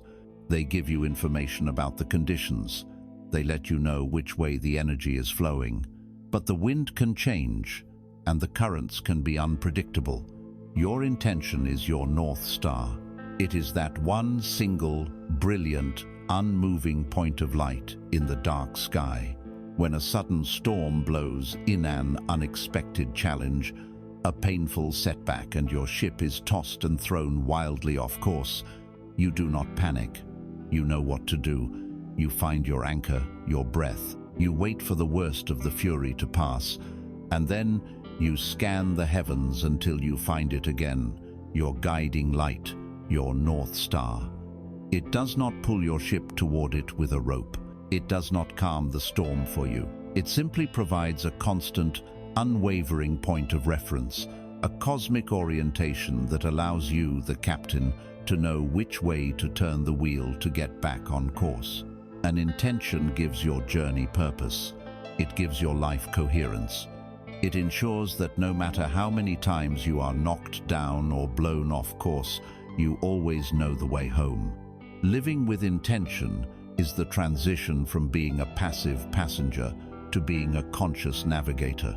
It is not about controlling every wave and gust of wind. It is about knowing where you are going and using all the elements, even the challenging ones, to help you get there. You have set your course. You are looking toward your North Star. Now, you must ensure that the vessel itself, your own inner world, is fit for the journey. It is time to become the gardener of your own mind, to consciously cultivate the inner landscape that will either support your journey toward your intention or sabotage it from within. You have become the captain of your own vessel.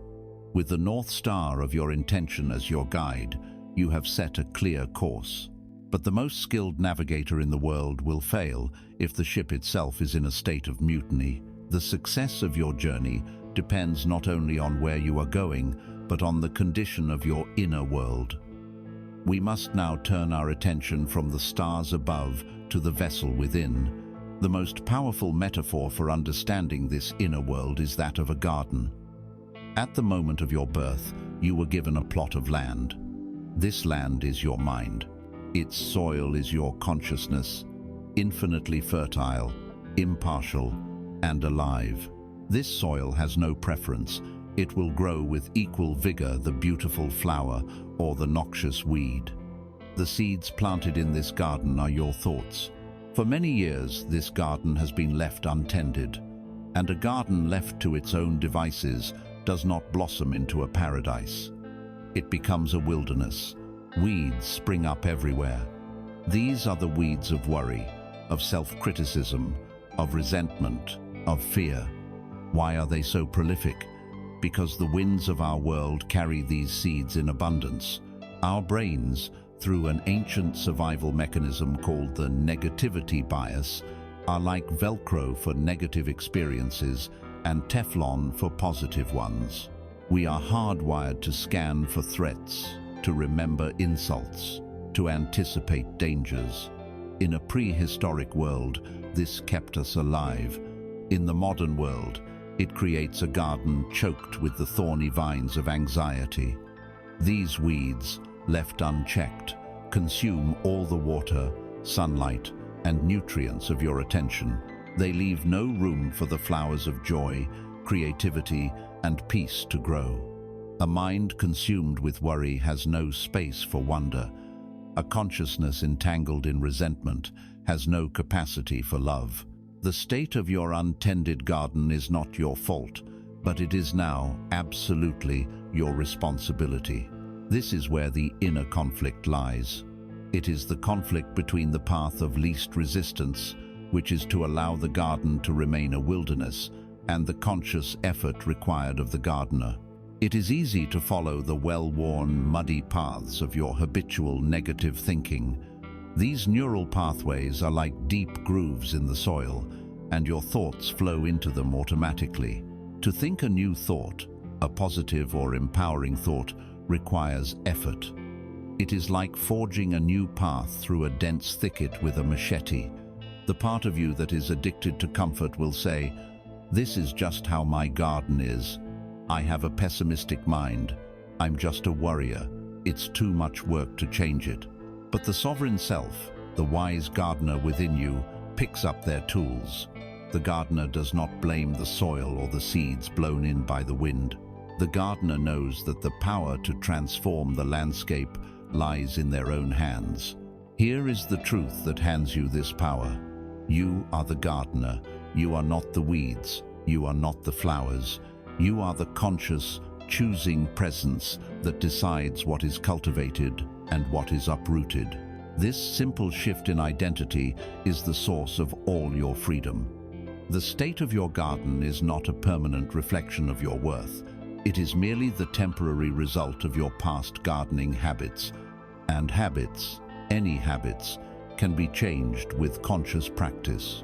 You cannot stop the wind from blowing the seeds of negative thoughts into your awareness, but you hold absolute authority over whether you allow them to take root, whether you water them with your attention, and whether you let them define the landscape of your mind. The practical work of the gardener can be understood as a simple, three-step process: to weed, to uproot, and to seed.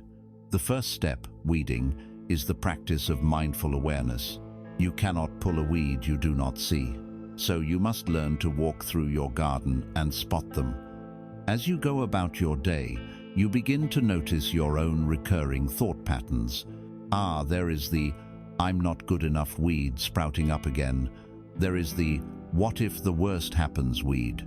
And there is the thorny resentment weed, thinking about what that person did. The act of noticing, of naming the weed without judgment is the first step. It separates you, the gardener, from the weed itself. The second step is to uproot. Once you see the weed clearly, you must refuse to let it grow. You can do this by questioning its validity. Is it absolutely 100% true that I am not good enough? Or you can simply acknowledge its presence and consciously withdraw your attention from it.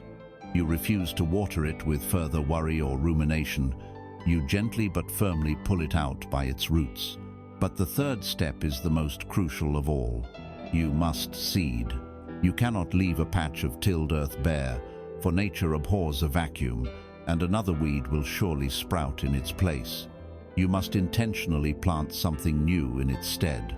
This is the conscious act of choosing a thought that is aligned with the garden you wish to grow. If the weed was, "I'll never be able to handle this," the seed you plant is, "I am capable of navigating challenges," or "I will take this one step at a time." If the weed was, "There is so much wrong in my life," the seed you plant is a thought of genuine gratitude for something that is right. You plant this new seed, and you water it with a moment of focused feeling attention. You repeat the new thought. You feel its truth. This is the sacred moment-by-moment work. Imagine yourself as this gardener. You enter your inner garden, a landscape that has been wild and overgrown for years. You feel overwhelmed, but you do not try to clear the entire wilderness in one afternoon. That would be impossible. Instead, you choose one small patch, a single square foot of soil, and you begin your work there. You see a tangled weed of self-doubt. You kneel down, get your fingers in the dirt, and feel its roots.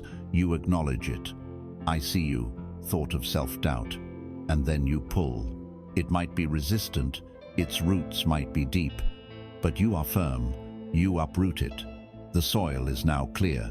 You reach into the pocket of your overalls, where you keep the seeds of your highest intentions. You take out a single seed, a seed of "I am worthy and capable." You press it gently into the fresh earth. You give it a little water from your watering can, a moment of your focused, loving attention. Then you move to the weed next to it, and the next.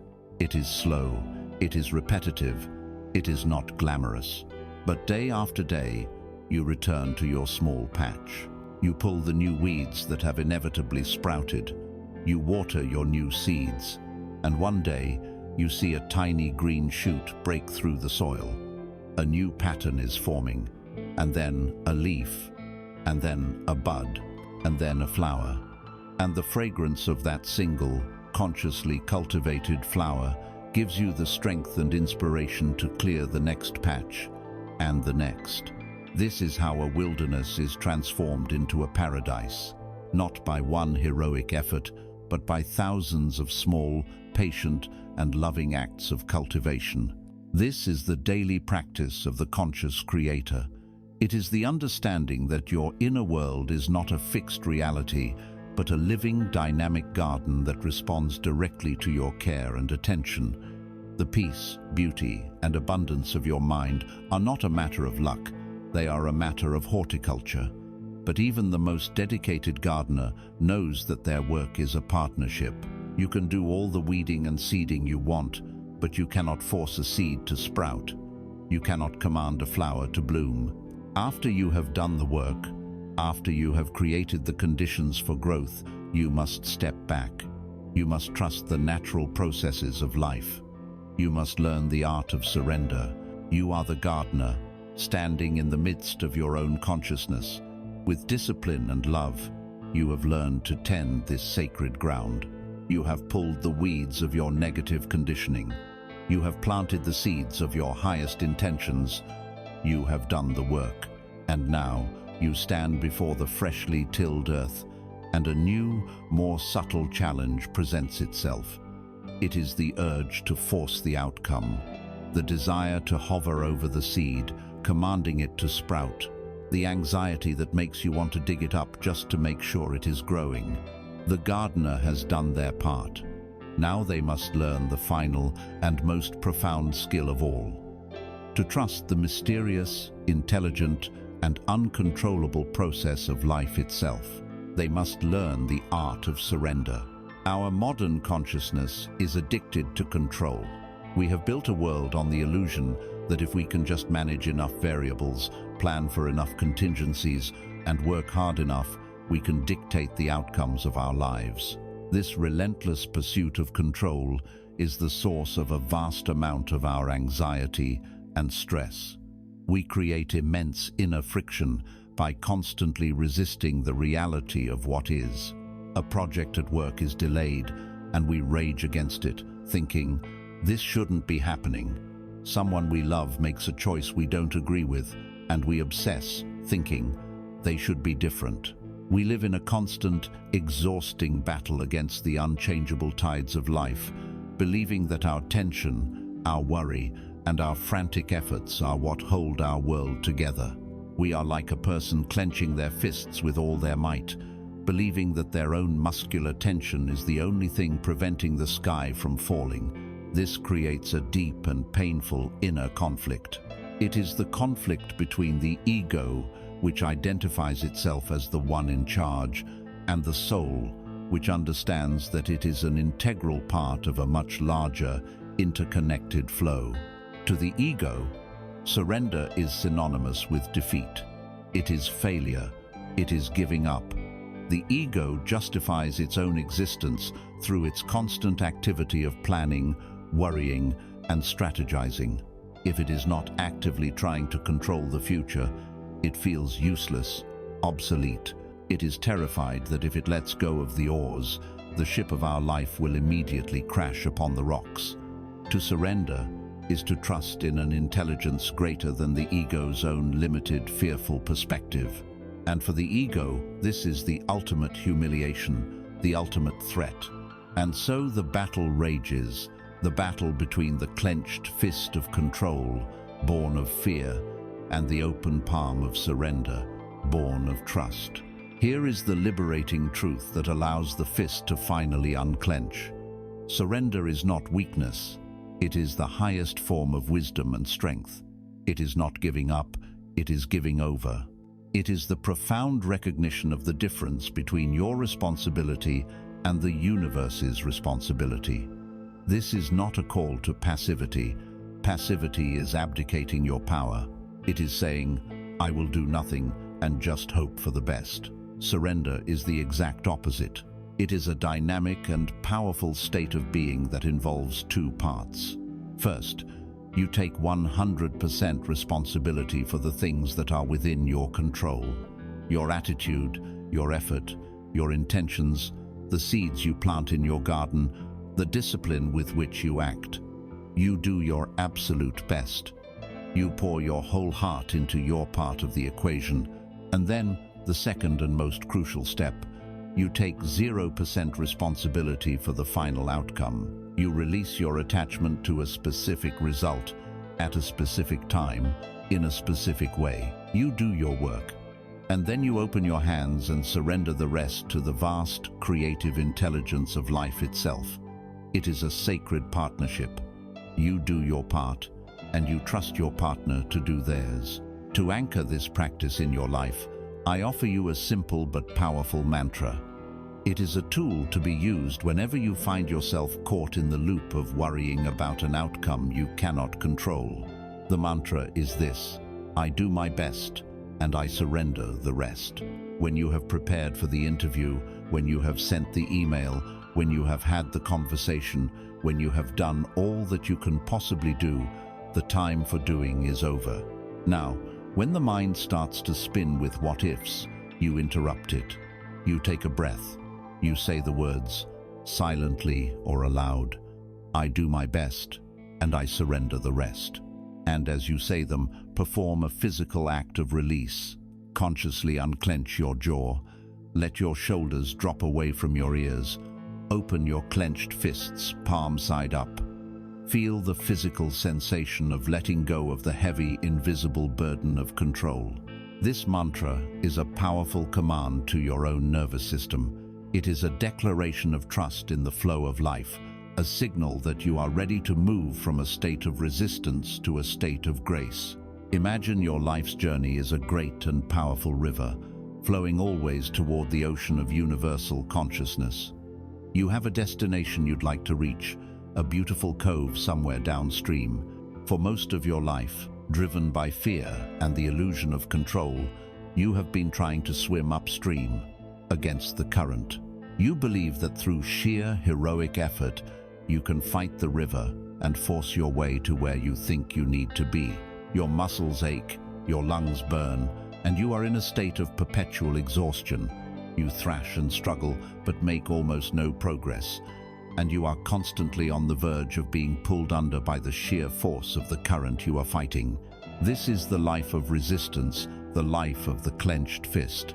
Surrender is the moment of profound, liberating insight when you realize the absolute futility of this struggle. It is the moment you finally stop flailing. It is the grace-filled act of taking a deep breath, turning over onto your back, and allowing the river to hold you. You simply float. You allow the immense, powerful, intelligent current of life to carry you. This does not mean you are helpless. You can still use your hands as gentle rudders. You can navigate. You can adjust your course. You can aim for that beautiful cove. But you are no longer fighting the fundamental energy of the river. You are co-creating with it, using its power to propel you. And you discover, to your absolute astonishment, that the river was always trying to carry you home. By aligning with its flow, you will get where you need to go faster, more efficiently, and with a sense of peace you never thought possible. This is the great paradox and the ultimate art of a conscious life, to hold the tension between absolute discipline and absolute surrender.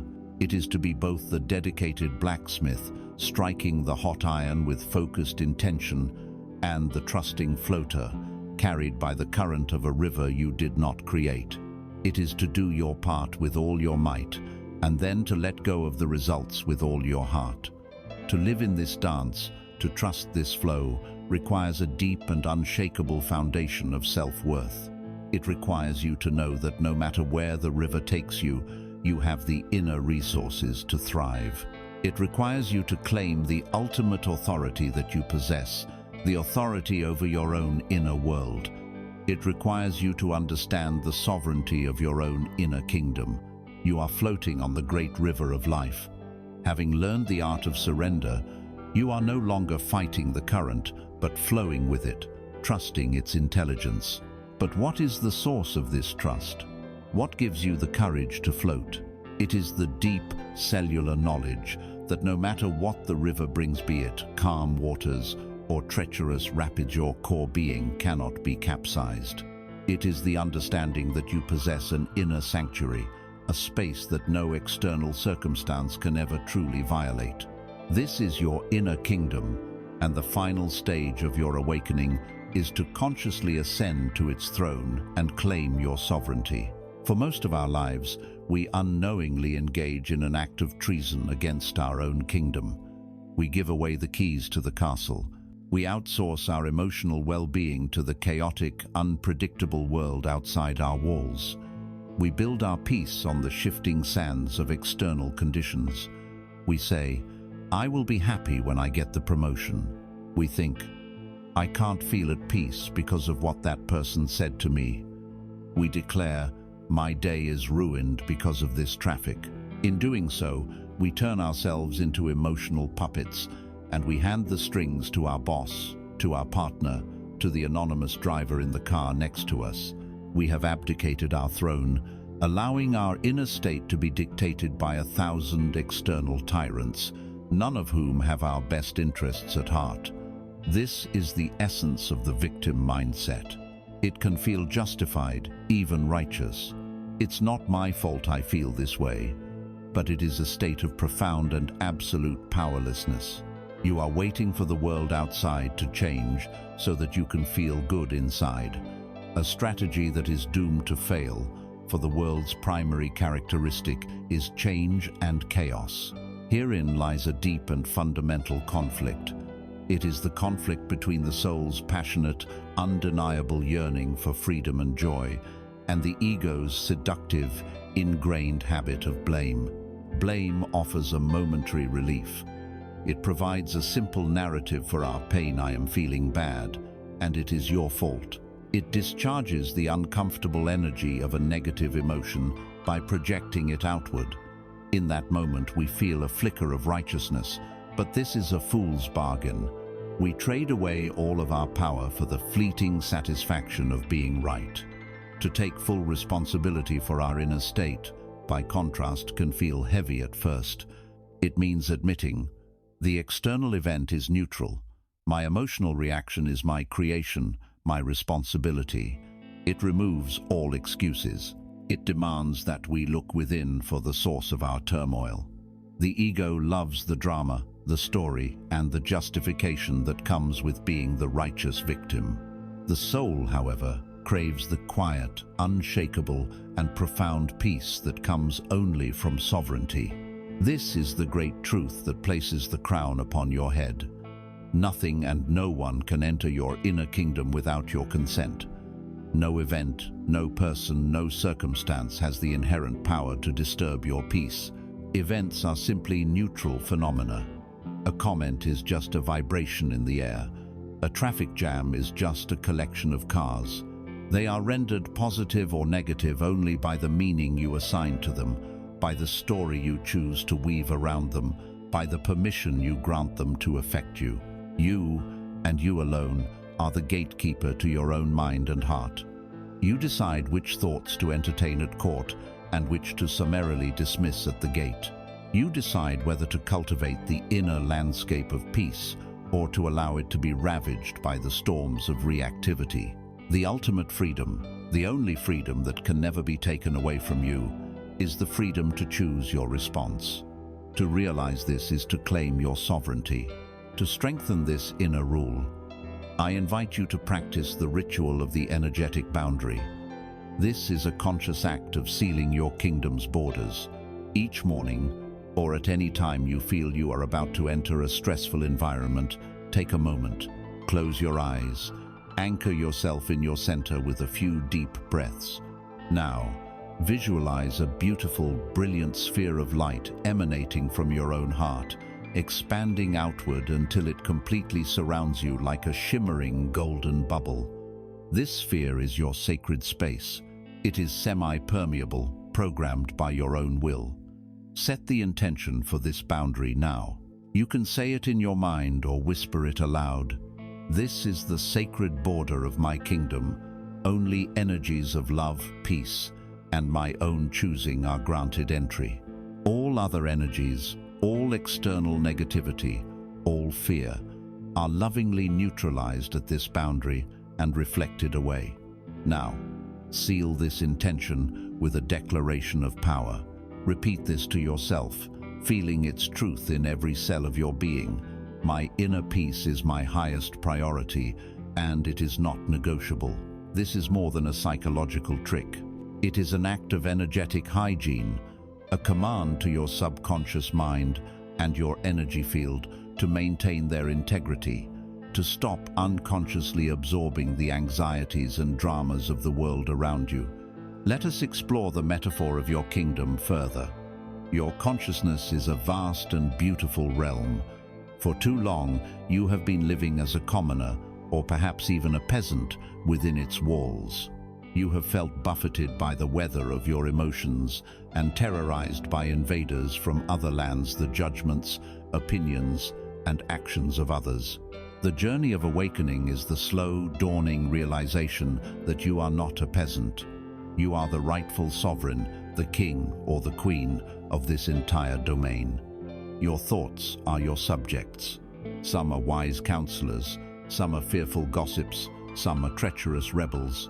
As the sovereign, you do not have to believe every word spoken in your court. You listen, you discern, and then you, the ruler, decide what is true and what policies will be enacted. Your emotions are the weather of the kingdom. Sometimes it is sunny and bright. Other times, great storm clouds gather and rain falls. As a wise ruler, you do not stand in the town square and scream at the clouds to go away. That is insanity. Instead, you ensure that the foundations of your castle are strong, that the people are sheltered, and that the kingdom is resilient enough to withstand any storm. You do not abdicate your throne simply because it is raining. You rule through all seasons. The borders of your kingdom are defined by your attention. You are the supreme gatekeeper. To endlessly ruminate on a negative comment is to willingly lower the drawbridge and invite a marauding army to plunder your capital city. To obsess over a fearful news story is to give that fear the key to your castle. Sovereignty is the moment-by-moment practice of consciously guarding that gate, of choosing where you place the jewel of your attention. True power is not found in controlling the outer world. That is the fool's errand. True, unshakable power is found in the absolute and skillful rulership of your inner world, your response to the uncontrollable world. This is the foundation of peace.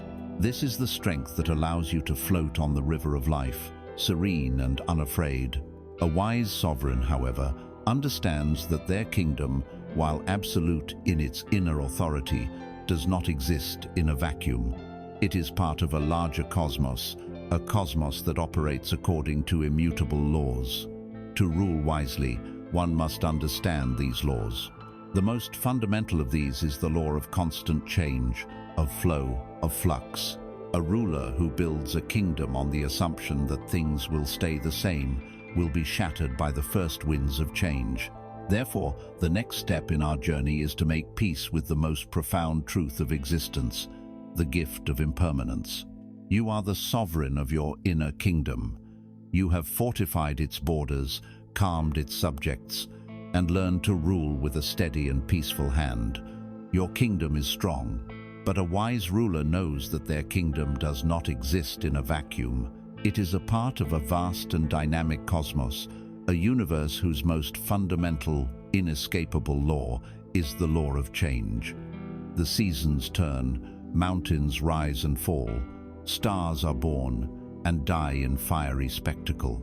Nothing remains static.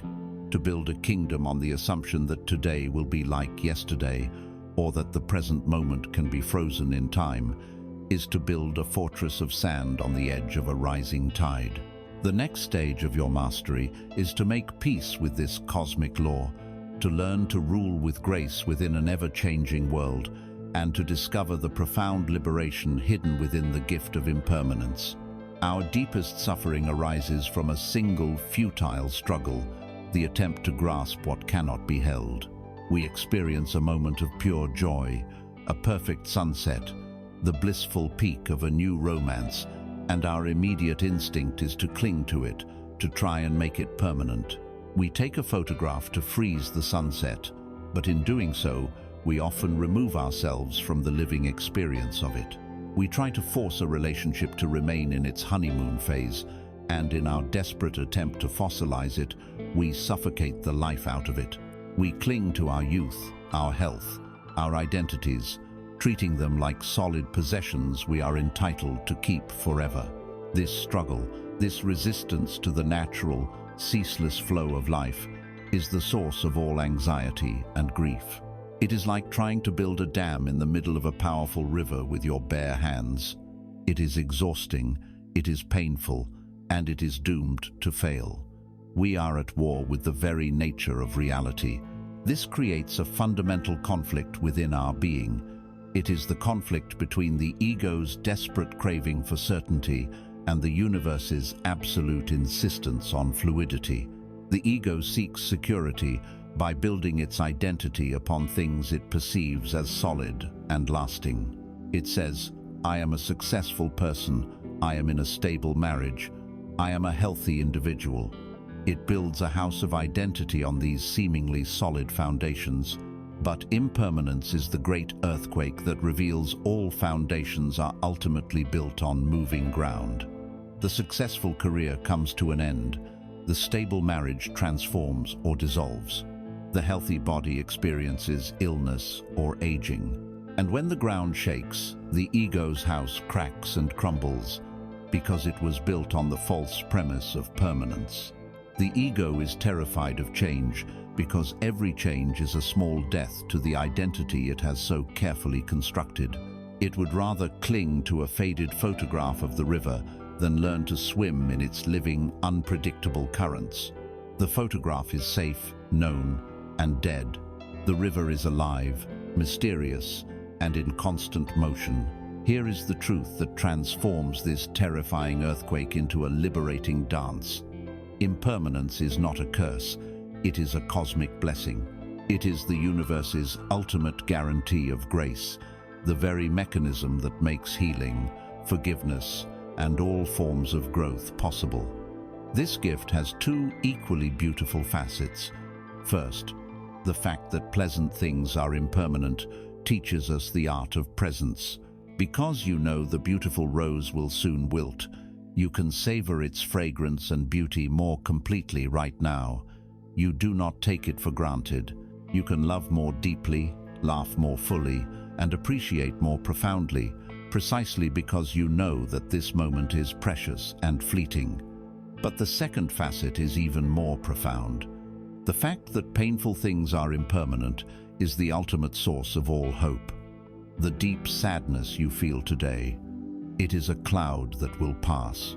The difficult situation you find yourself in, it is a season that will change. The anxiety, the grief, the pain in your heart, this too shall pass. Impermanence is the universe's unbreakable promise that you are never truly stuck. It is the law that guarantees no winter lasts forever and that the possibility of spring is always waiting. To train your mind to accept this profound truth, you must become a student of change. I invite you to a practice of quiet contemplation. Light a single candle and simply watch it. Observe the miracle of its transformation. See the solid wax, a seemingly permanent thing, surrender its form to become liquid. See the liquid drawn up the wick to be consumed by the flame, transforming into heat, light, and energy, before finally dissolving into smoke and disappearing into the air. The entire process is a graceful, constant flow of change. Or, lie on the grass and watch the clouds. Notice how they are never static. They form out of the clear blue sky, morph into 1,000 different shapes, merge with one another, and eventually dissipate back into the formless sky from which they came. They have no fixed identity, they are pure process. Your thoughts and emotions are exactly like these clouds. They arise, take shape for a moment, and dissolve if you let them. Become a connoisseur of the cycles of nature around you, the rising and setting of the sun, the turning of the seasons, the life cycle of a plant on your windowsill. See in all of these things the constant, rhythmic, and beautiful pulse of creation and dissolution. Let us imagine that life, in its totality, is like the wind. It is formless, powerful, ever-moving, and fundamentally impossible to grasp. For most of our lives, we have been running around with a little box, desperately trying to catch the wind. We chase a moment of happiness and try to trap it inside. We grab a sense of security and quickly try to slam the lid on it. We try to capture a specific version of ourselves, our relationships, or our lives, and hold it forever. But the wind cannot be contained. It always slips through our fingers, leaving us clutching an empty, closed box and feeling a profound sense of failure and loss. This is the path of suffering. The path of wisdom is to stop trying to capture the wind. It is to put down the box, open your hands, and stand on a high hill. You simply allow the wind to be what it is, a force of nature. You feel it on your face, in your hair, moving past you and through you. You don't possess it, but you are in a living relationship with it. And as your wisdom deepens, you learn to do something even more profound. You learn to hoist a sail. You accept the reality of the ever-changing wind, and you use its power to propel your ship. You align yourself with the great current of change, allowing its energy to carry you forward on your journey. You become a master sailor on the winds of time, not a futile collector of the breeze. To make peace with impermanence, is to unlock a new dimension of resilience and joy. It allows you to participate fully and fearlessly in the dance of life without the crippling fear of loss. You can love with an open heart because you are no longer trying to possess the object of your love. You can succeed with humility because you know the winds of fortune can change, and you can face hardship with grace because you know that no storm lasts forever. When you understand that the universe is in a constant state of flux, a new question naturally arises. If everything is an endless chain of cause and effect, of change leading to change, what is your role in this cosmic chain? This brings us to a deeper understanding of our own responsibility and power, the law that governs the very mechanics of this change, the law of karma. Having made peace with the great flowing river of impermanence, you stand now in a place of profound acceptance. You understand that life is constant change, a ceaseless dance of creation and dissolution. But this dance is not random. The universe is not a chaotic frenzy. Beneath the surface of its constant flux, there is a deep and elegant law that governs all movement, all change, all experience. This is the law of karma. We must approach this concept with care, for it has been widely misunderstood, often viewed as a cosmic system of reward and punishment, a sort of celestial police force handing out tickets for bad behavior. This is a childish and fear-based interpretation. The true meaning of karma is far more simple, impersonal, and empowering. The word karma in Sanskrit simply means action. The law of karma is the law of action and reaction, the universal principle of cause and effect. It is as neutral, reliable, and inescapable as the law of gravity. The law states that every action produces a corresponding result. If you plant a seed from an orange, you will get an orange tree. You will not get a lemon tree. The universe is not rewarding you with an orange tree or punishing another with a lemon tree. It is simply delivering the lawful and predictable outcome of the cause you initiated. It is a perfect and impartial mirror of your own actions.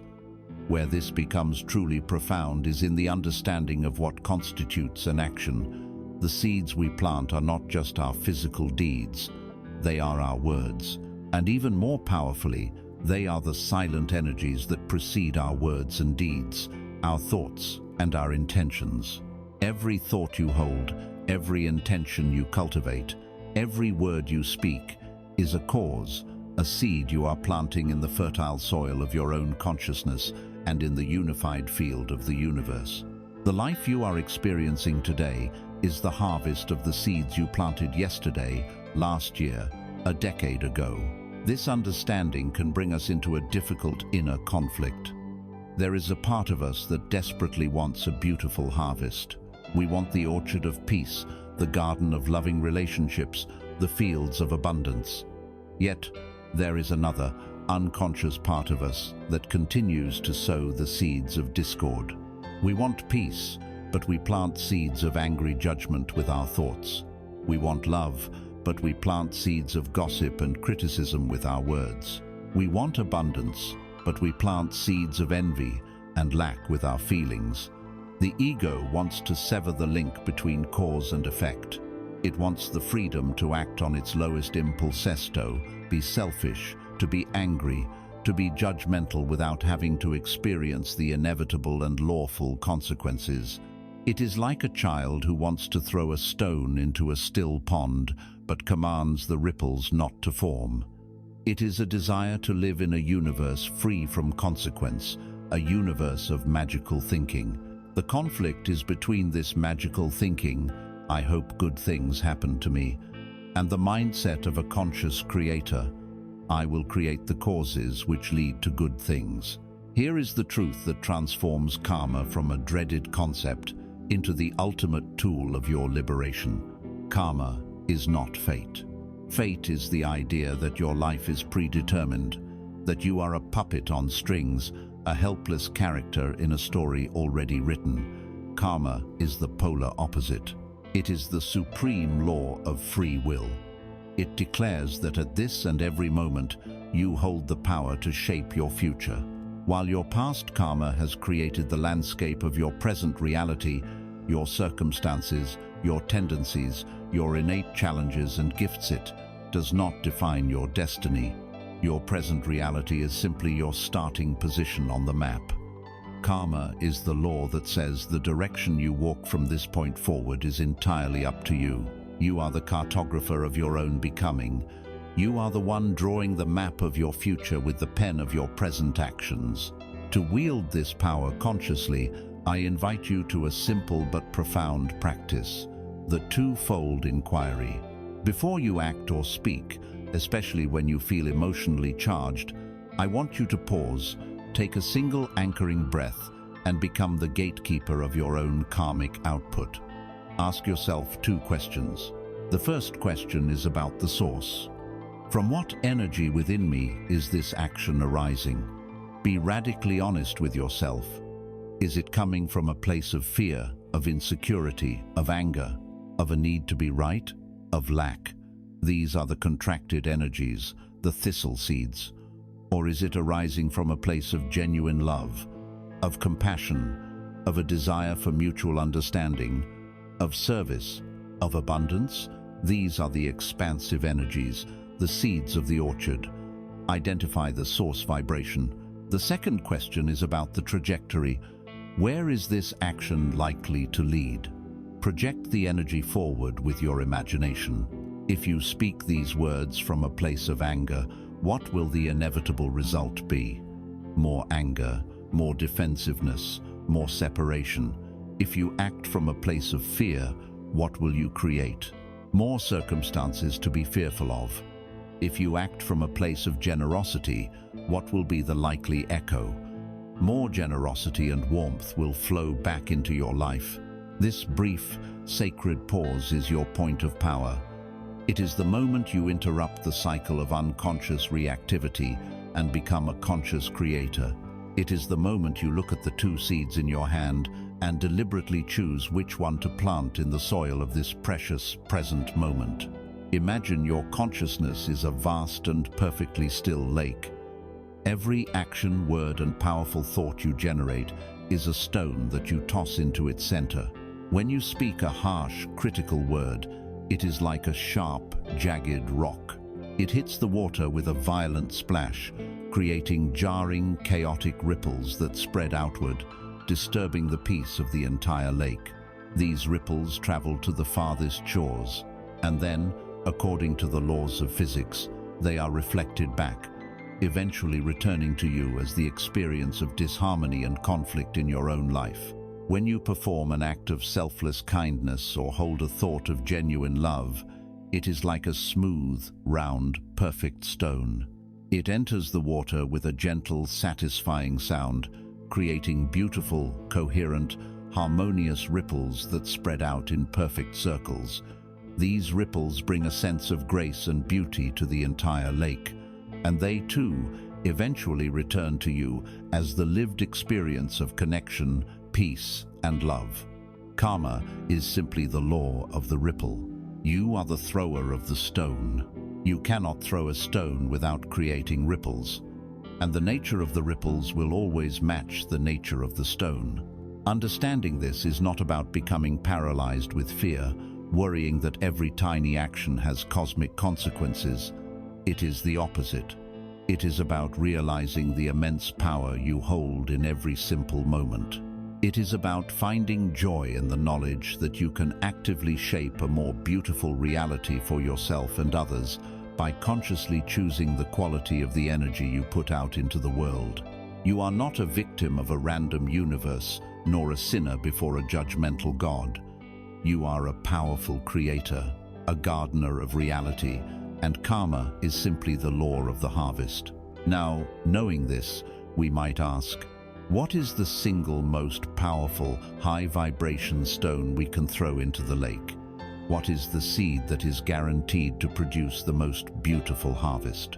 The answer is a state of being that realigns our entire frequency and transforms our karmic output instantly. This is the profound and resonant power of gratitude.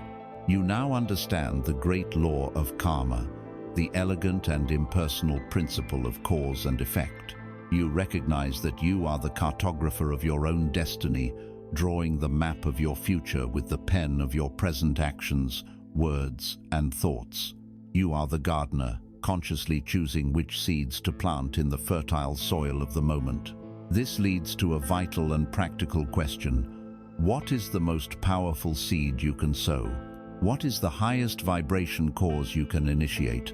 The one that is guaranteed to create the most beautiful and harmonious ripples in the lake of your reality. The answer is not found in a complex action or a secret esoteric practice. It is found in a simple, profound, and transformative state of being. It is the resonance of gratitude. Let us first examine the default state of the untended mind, the opposite of gratitude. It is the consciousness of scarcity, the mindset of what's missing. Our brains are exquisitely designed to notice problems, to identify gaps, to see what is wrong. You might accomplish 9 out of 10 tasks on your list, but your focus will be drawn inexorably to the one you did not complete. You may be in a room full of people who admire you, but your attention will be snagged by the one person with a critical expression. This scarcity mindset creates a constant low-grade hum of dissatisfaction. It is a state of perpetual hunger, no matter how much you are fed. From the perspective of the laws we have been exploring, this is a disastrous way to live. To be constantly focused on lack, on what you don't have, is to constantly broadcast the vibrational frequency of not enough. And by the perfect, impartial law of resonance, the universe can only mirror this back to you, bringing you more experiences and circumstances that validate your feeling of not enough. Here, we encounter a powerful inner conflict. The skeptical, rational mind hears the call to practice gratitude and scoffs.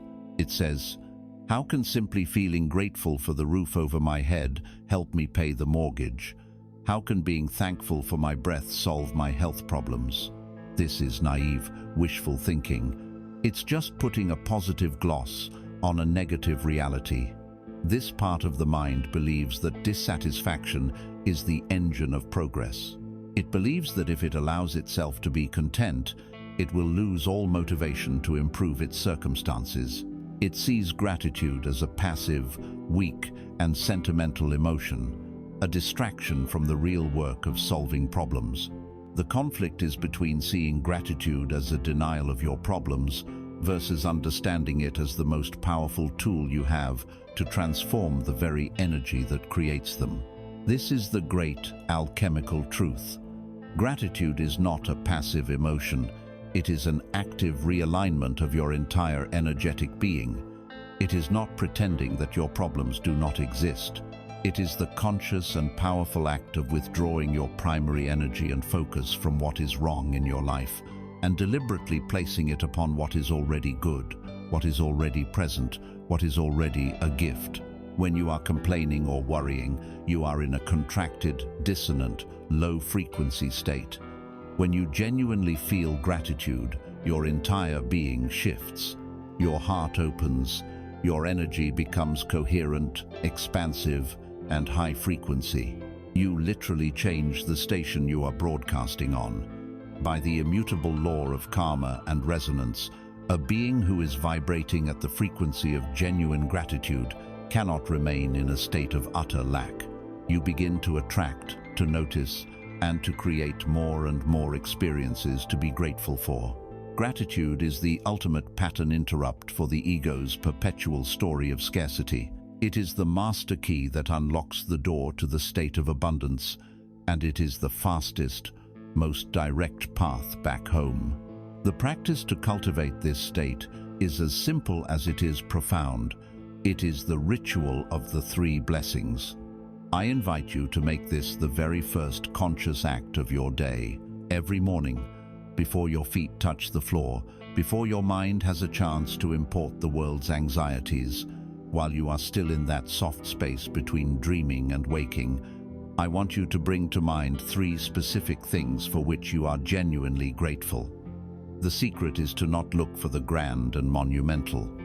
Look for the small, the immediate, the tangible, The feeling of the warm blankets against your skin, the quiet presence of a loved one sleeping beside you, the gift of your own breath, moving in and out of your body without any effort on your part, the simple fact that you have a bed to sleep in, the taste of the first cup of coffee or tea that you know is coming, the sound of birds outside your window. For each of the three things, do not just mentally list it. This is not an inventory. Linger on it for a moment, and then summon the feeling of gratitude. Let a wave of warmth, of simple, quiet appreciation blossom in your chest. The feeling is the prayer. The feeling is the vibrational shift. The feeling is the seed you are planting. This simple 2-minute practice sets the energetic tone for your entire day. You are starting your day by broadcasting the frequency of "I have enough." Imagine your life is a vast and detailed landscape. The scarcity mindset is like choosing to see this landscape only at midnight. Everything is cast in shadow. Familiar shapes become menacing silhouettes. Your focus is on the dangers, the obstacles, the things that are hidden and unknown. The landscape itself has not changed, but your perception of it is one of fear, limitation, and lack. Gratitude is the sun. When you begin to practice gratitude, it is like allowing the sun to rise over your personal landscape. The sun does not magically remove the mountains or fill in the valleys. The challenges of your life are still there, but it illuminates everything. The menacing shape in the darkness is revealed to be a beautiful, life-giving tree. The great chasm you feared is shown to have a sturdy bridge spanning it. The path forward, which was invisible in the dark, is now clear. The vibrant colors of the flowers and the richness of the soil are revealed. Gratitude does not change the reality of your life. It illuminates the goodness that was already present, but was hidden in the shadows of your own negative focus. And by acknowledging the blessings that are already here, you create the fertile, sun-drenched ground for more blessings to grow. This practice is the ultimate karmic power move. It is the most beautiful and potent seed you can sow in your own garden. It is a declaration of trust in the universe. It is an alignment with the frequency of grace. And as you become more fluent in the language of gratitude, as your inner world becomes a warmer, brighter, and more harmonious landscape, you will start to notice something else. Beneath the beautiful sounds of your own thankfulness, beneath the noise of even your most positive thoughts, there is a deep and profound stillness. The practice of gratitude clears away the static of dissatisfaction, allowing your awareness to perceive something that was always there, but was previously obscured. You begin to tune into the source of all sound, the source of all vibration. You begin to hear the unbroken silence. With the resonance of gratitude, you have tuned your being to a higher frequency. You have learned to see the sunlight instead of the shadows, to cultivate the flowers instead of the weeds. Your inner garden is becoming a place of beauty and peace. In this newfound harmony, you may begin to notice something extraordinary. Beneath the beautiful music of your gratitude, beneath even your most positive and loving thoughts, there is a deeper stratum of your being. It is a stillness, a presence that was always here, but was previously obscured by the static of your dissatisfaction. We have spent our lives seeking silence in the external world. We go on retreats, we seek out quiet rooms, we turn off the television, hoping to find a pocket of peace. But we have often found that we carry the noise with us, that the shouting of our own mind is the most relentless disturbance of all. We have been seeking the wrong kind of silence. There are two kinds of silence. The first is a conditional, fragile silence. It is the simple absence of external sound. It is a state that can be instantly shattered by a ringing phone, a car horn, or a slamming door. It is dependent on the world outside cooperating with your desire for peace. This is the silence we have been chasing, and it is a futile pursuit. But there is another kind of silence, a second silence. This silence is not conditional. It is not the absence of sound, but the container for all sound. It is the vast, conscious, and alive stillness of awareness itself. It is the silent space in which the noise of the world and the chatter of your mind are allowed to happen. This silence is unbreakable. It is ever present. It is the very fabric of your being. Our suffering arises from desperately seeking the first kind of silence while being completely oblivious to the second. This reveals a deep inner conflict in the very act of seeking peace. The thinking mind, when it takes on the project of meditation, often sets for itself an impossible goal: to achieve a state of no thought. It believes that peace is the cessation of mental activity. So it tries to force itself to be quiet. It tries to suppress thoughts, to wrestle the mind into submission. This is like trying to use a hammer to create stillness on the surface of a pond. Every effort to stop thought is just another thought, creating more ripples, more turmoil, more frustration. You find yourself in a battle with your own mind, a battle you can never win, because the mind's nature is to think, just as the heart's nature is to beat. The conflict is between the ego's desire to achieve silence as another accomplishment to add to its collection, and the soul's quiet wisdom, which knows that you do not need to create silence. You only need to notice the silence that is already and always here. The journey is not one of striving, but of recognition. Here is the truth that ends the war. True, deep, unbroken silence is not an achievement. It is your origin. It is the space in which your entire life unfolds. It is the blank page upon which your story is written. It is the sky, and your thoughts are merely clouds. You are not the thoughts. You are the silence that is aware of the thoughts. To realize this is to realize your own true nature. This silence is not a dead, empty void. It is vibrant, intelligent, and profoundly alive. It is the fertile emptiness we spoke of earlier, the womb of all creation. To rest in this silence is not to be detached from life. It is to be connected to the very source of life. To know yourself as this boundless, peaceful awareness is to find the peace that passes all understanding, a peace that is not dependent on whether your mind is quiet or noisy, or whether the world is calm or chaotic. How then do we practice this recognition? We do not practice by fighting our thoughts, but by listening for the space around them. Sit quietly, anchored in the rhythm of your breath. Let your mind do whatever it wants to do. Let the thoughts come and go like clouds in the sky. Your new practice is to become a listener for the gaps. A thought arises. It holds your attention for a moment, and then it dissolves. In the microsecond before the next thought is born, there is a silent space, a gap. At first, you may not notice it, but with patient, gentle attention, you can begin to perceive these tiny windows of pure, thought-free awareness. Do not try to prolong them. Simply notice them. Another way to practice is to listen to the silence behind all the sounds you can hear. Listen to the hum of the refrigerator, the distant sound of traffic, the ticking of a clock. But instead of focusing on the sounds themselves, shift your attention to the vast field of silence from which these sounds are arising and into which they are dissolving. You begin to realize that the silence is the primary reality, and the sounds are just temporary disturbances within it.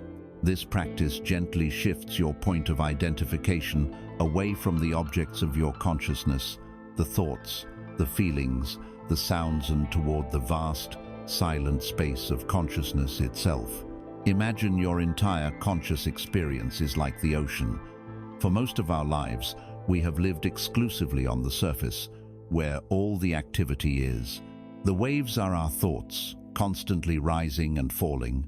The wind is our emotions, sometimes a gentle breeze, sometimes a raging gale.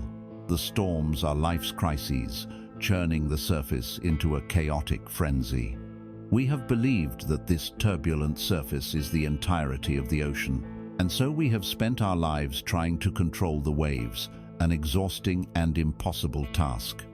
The spiritual path is the process of learning how to dive, You use your breath as your anchor, and you let yourself sink beneath the surface.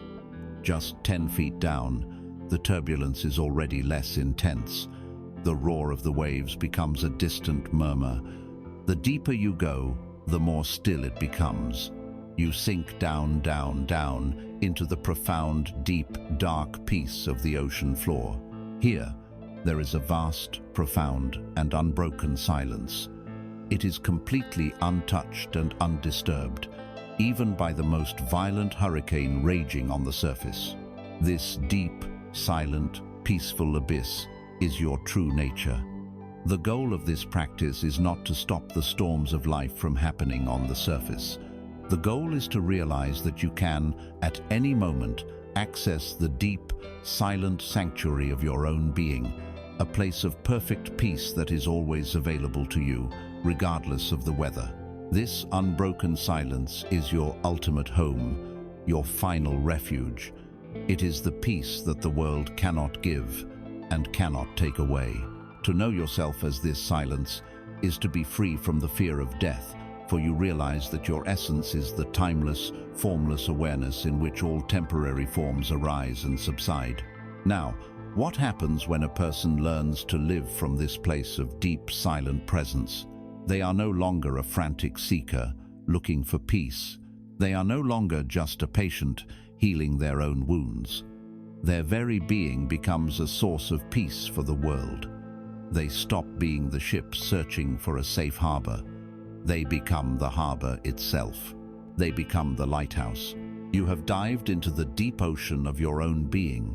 You have moved through the turbulent surface layers of thought and emotion and have come to rest in the profound, pervasive, and unbroken silence of your true nature. The desperate search is over. The striving has ceased. You have arrived at the place you never truly left. You are home. And in this homecoming, a new and subtle restlessness may begin to stir. The mind, the servant that has for so long believed itself to be the master, looks around at this vast, peaceful stillness and asks, "Is this it? What's next? What is the goal now? What do we do with this peace?" It is the final echo of the doer, the achiever, the part of you that needs a project. The answer to its question is the final stage of your transformation. For your entire life, you have been engaged in a self-improvement project. You have been trying to fix yourself, to become a better version, a more enlightened person, a more peaceful individual. Even the spiritual journey can become co-opted by the ego as another form of ambitious striving. It collects spiritual experiences, it masters techniques, it polishes its identity as a spiritual person. The ultimate liberation is the complete abandonment of this project. It is the profound realization that you were never broken. You were only ever a perfect and whole being who had forgotten its own nature. The entire journey was not about adding anything to yourself, but about stripping away all the layers of false identification. Your stories, your pain, your masks to reveal the radiant, untouched perfection that was always and already there. To realize this is to reach the end of seeking. You no longer look outside of yourself for peace, for love, for validation. You have found the inexhaustible wellspring within, and yet the conflict of a lifetime, the habit of doing, will die hard. The mind is a magnificent problem-solving tool. It is uncomfortable in the absence of a problem. It will try to turn your newfound peace into a new, more subtle project. It will ask, how can I hold on to this peace forever? How can I deepen it? How can I leverage it to achieve my goals? How can I package this and teach it to others? This is the final, most cunning trap of the ego, to turn the state of being into another form of doing. It is the conflict between the soul's simple desire to abide in its own light and the mind's compulsive need to turn that light into a tool for some future achievement. The final surrender is the surrender of any agenda for your peace. The peace is not a means to an end. The peace is the end. The peace is the purpose. Here is the culminating truth of your entire journey. You have undergone this profound alchemical transformation not just for yourself. A lamp is not lit to be hidden under a bushel. Your purpose now shifts from healing yourself to being a healing presence in the world. And this service is not performed through strenuous doing, but through effortless being. Your power now resides not in the cleverness of your actions or the persuasiveness of your words, but in the very quality and resonance of your presence. The peace you have cultivated is not a private possession. It is your gift to the world. It is your ministry. It is your silent, powerful contribution to the harmony of the whole. You do not need to go out and try to fix anyone. To do so would be the ego, once again, taking control. Instead, your own centered presence becomes a permission slip for others to find their own. Your calmness in the midst of a crisis naturally calms those around you. Your spacious, non-judgmental listening allows others to hear themselves more clearly.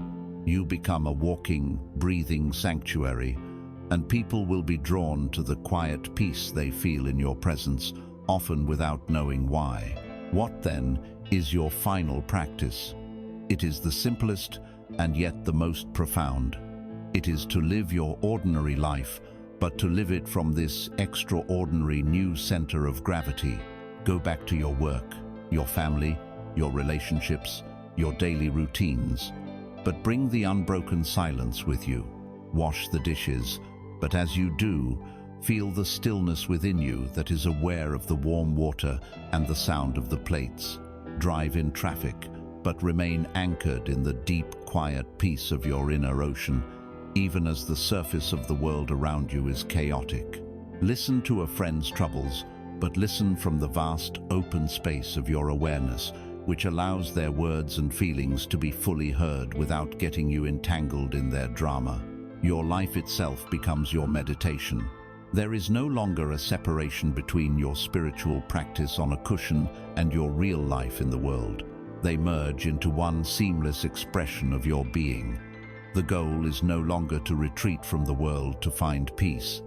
The goal is to bring your peace with you into every corner of the world. For your entire journey, you have been like a small, frightened ship tossed on a dark and stormy sea. You were lost.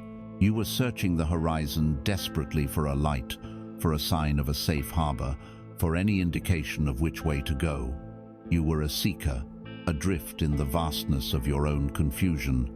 The entire path we have followed, from witnessing the noise, to facing the discomfort, to forging the will, to surrendering to the flow, to finding the deep silences, been the arduous, heroic journey of navigating that ship, not to some distant shore, but back to the shore of your own being. It was the journey of discovering a derelict, darkened lighthouse on that shore, and the work was to climb its long, winding, dusty staircase, to painstakingly clean the great cloudy lens of your perception, and then, using the fire of your own awakened consciousness, to light the magnificent lamp within. And so you see, you are no longer the ship. The search is over. You are the lighthouse. You are built upon the unshakable rock of your own silent awareness. The storms of the world may still rage. The winds of change will still howl. The great crashing waves of collective fear and anger will still beat against your foundation. But you are unmoved. You are steadfast. You are rooted in a peace that the world cannot touch. Your purpose now is not to anxiously sail out and try to rescue all the other ships. Your job is not to shout instructions to them across the storm. Your job is simply to be, to stand, to hold your ground, and to radiate your light. You shine, not to gain attention, not to win applause, not to prove your worth. You shine because it is your nature to shine. You radiate the light of your own hard-won peace, your own deep silence, your own unwavering presence. And that light, effortlessly, without any striving on your part, cuts through the darkest night, offering a beacon of hope, a point of orientation, and a promise of safe harbor for all the other souls still lost and searching in the storm. The journey it seems, has come to an end.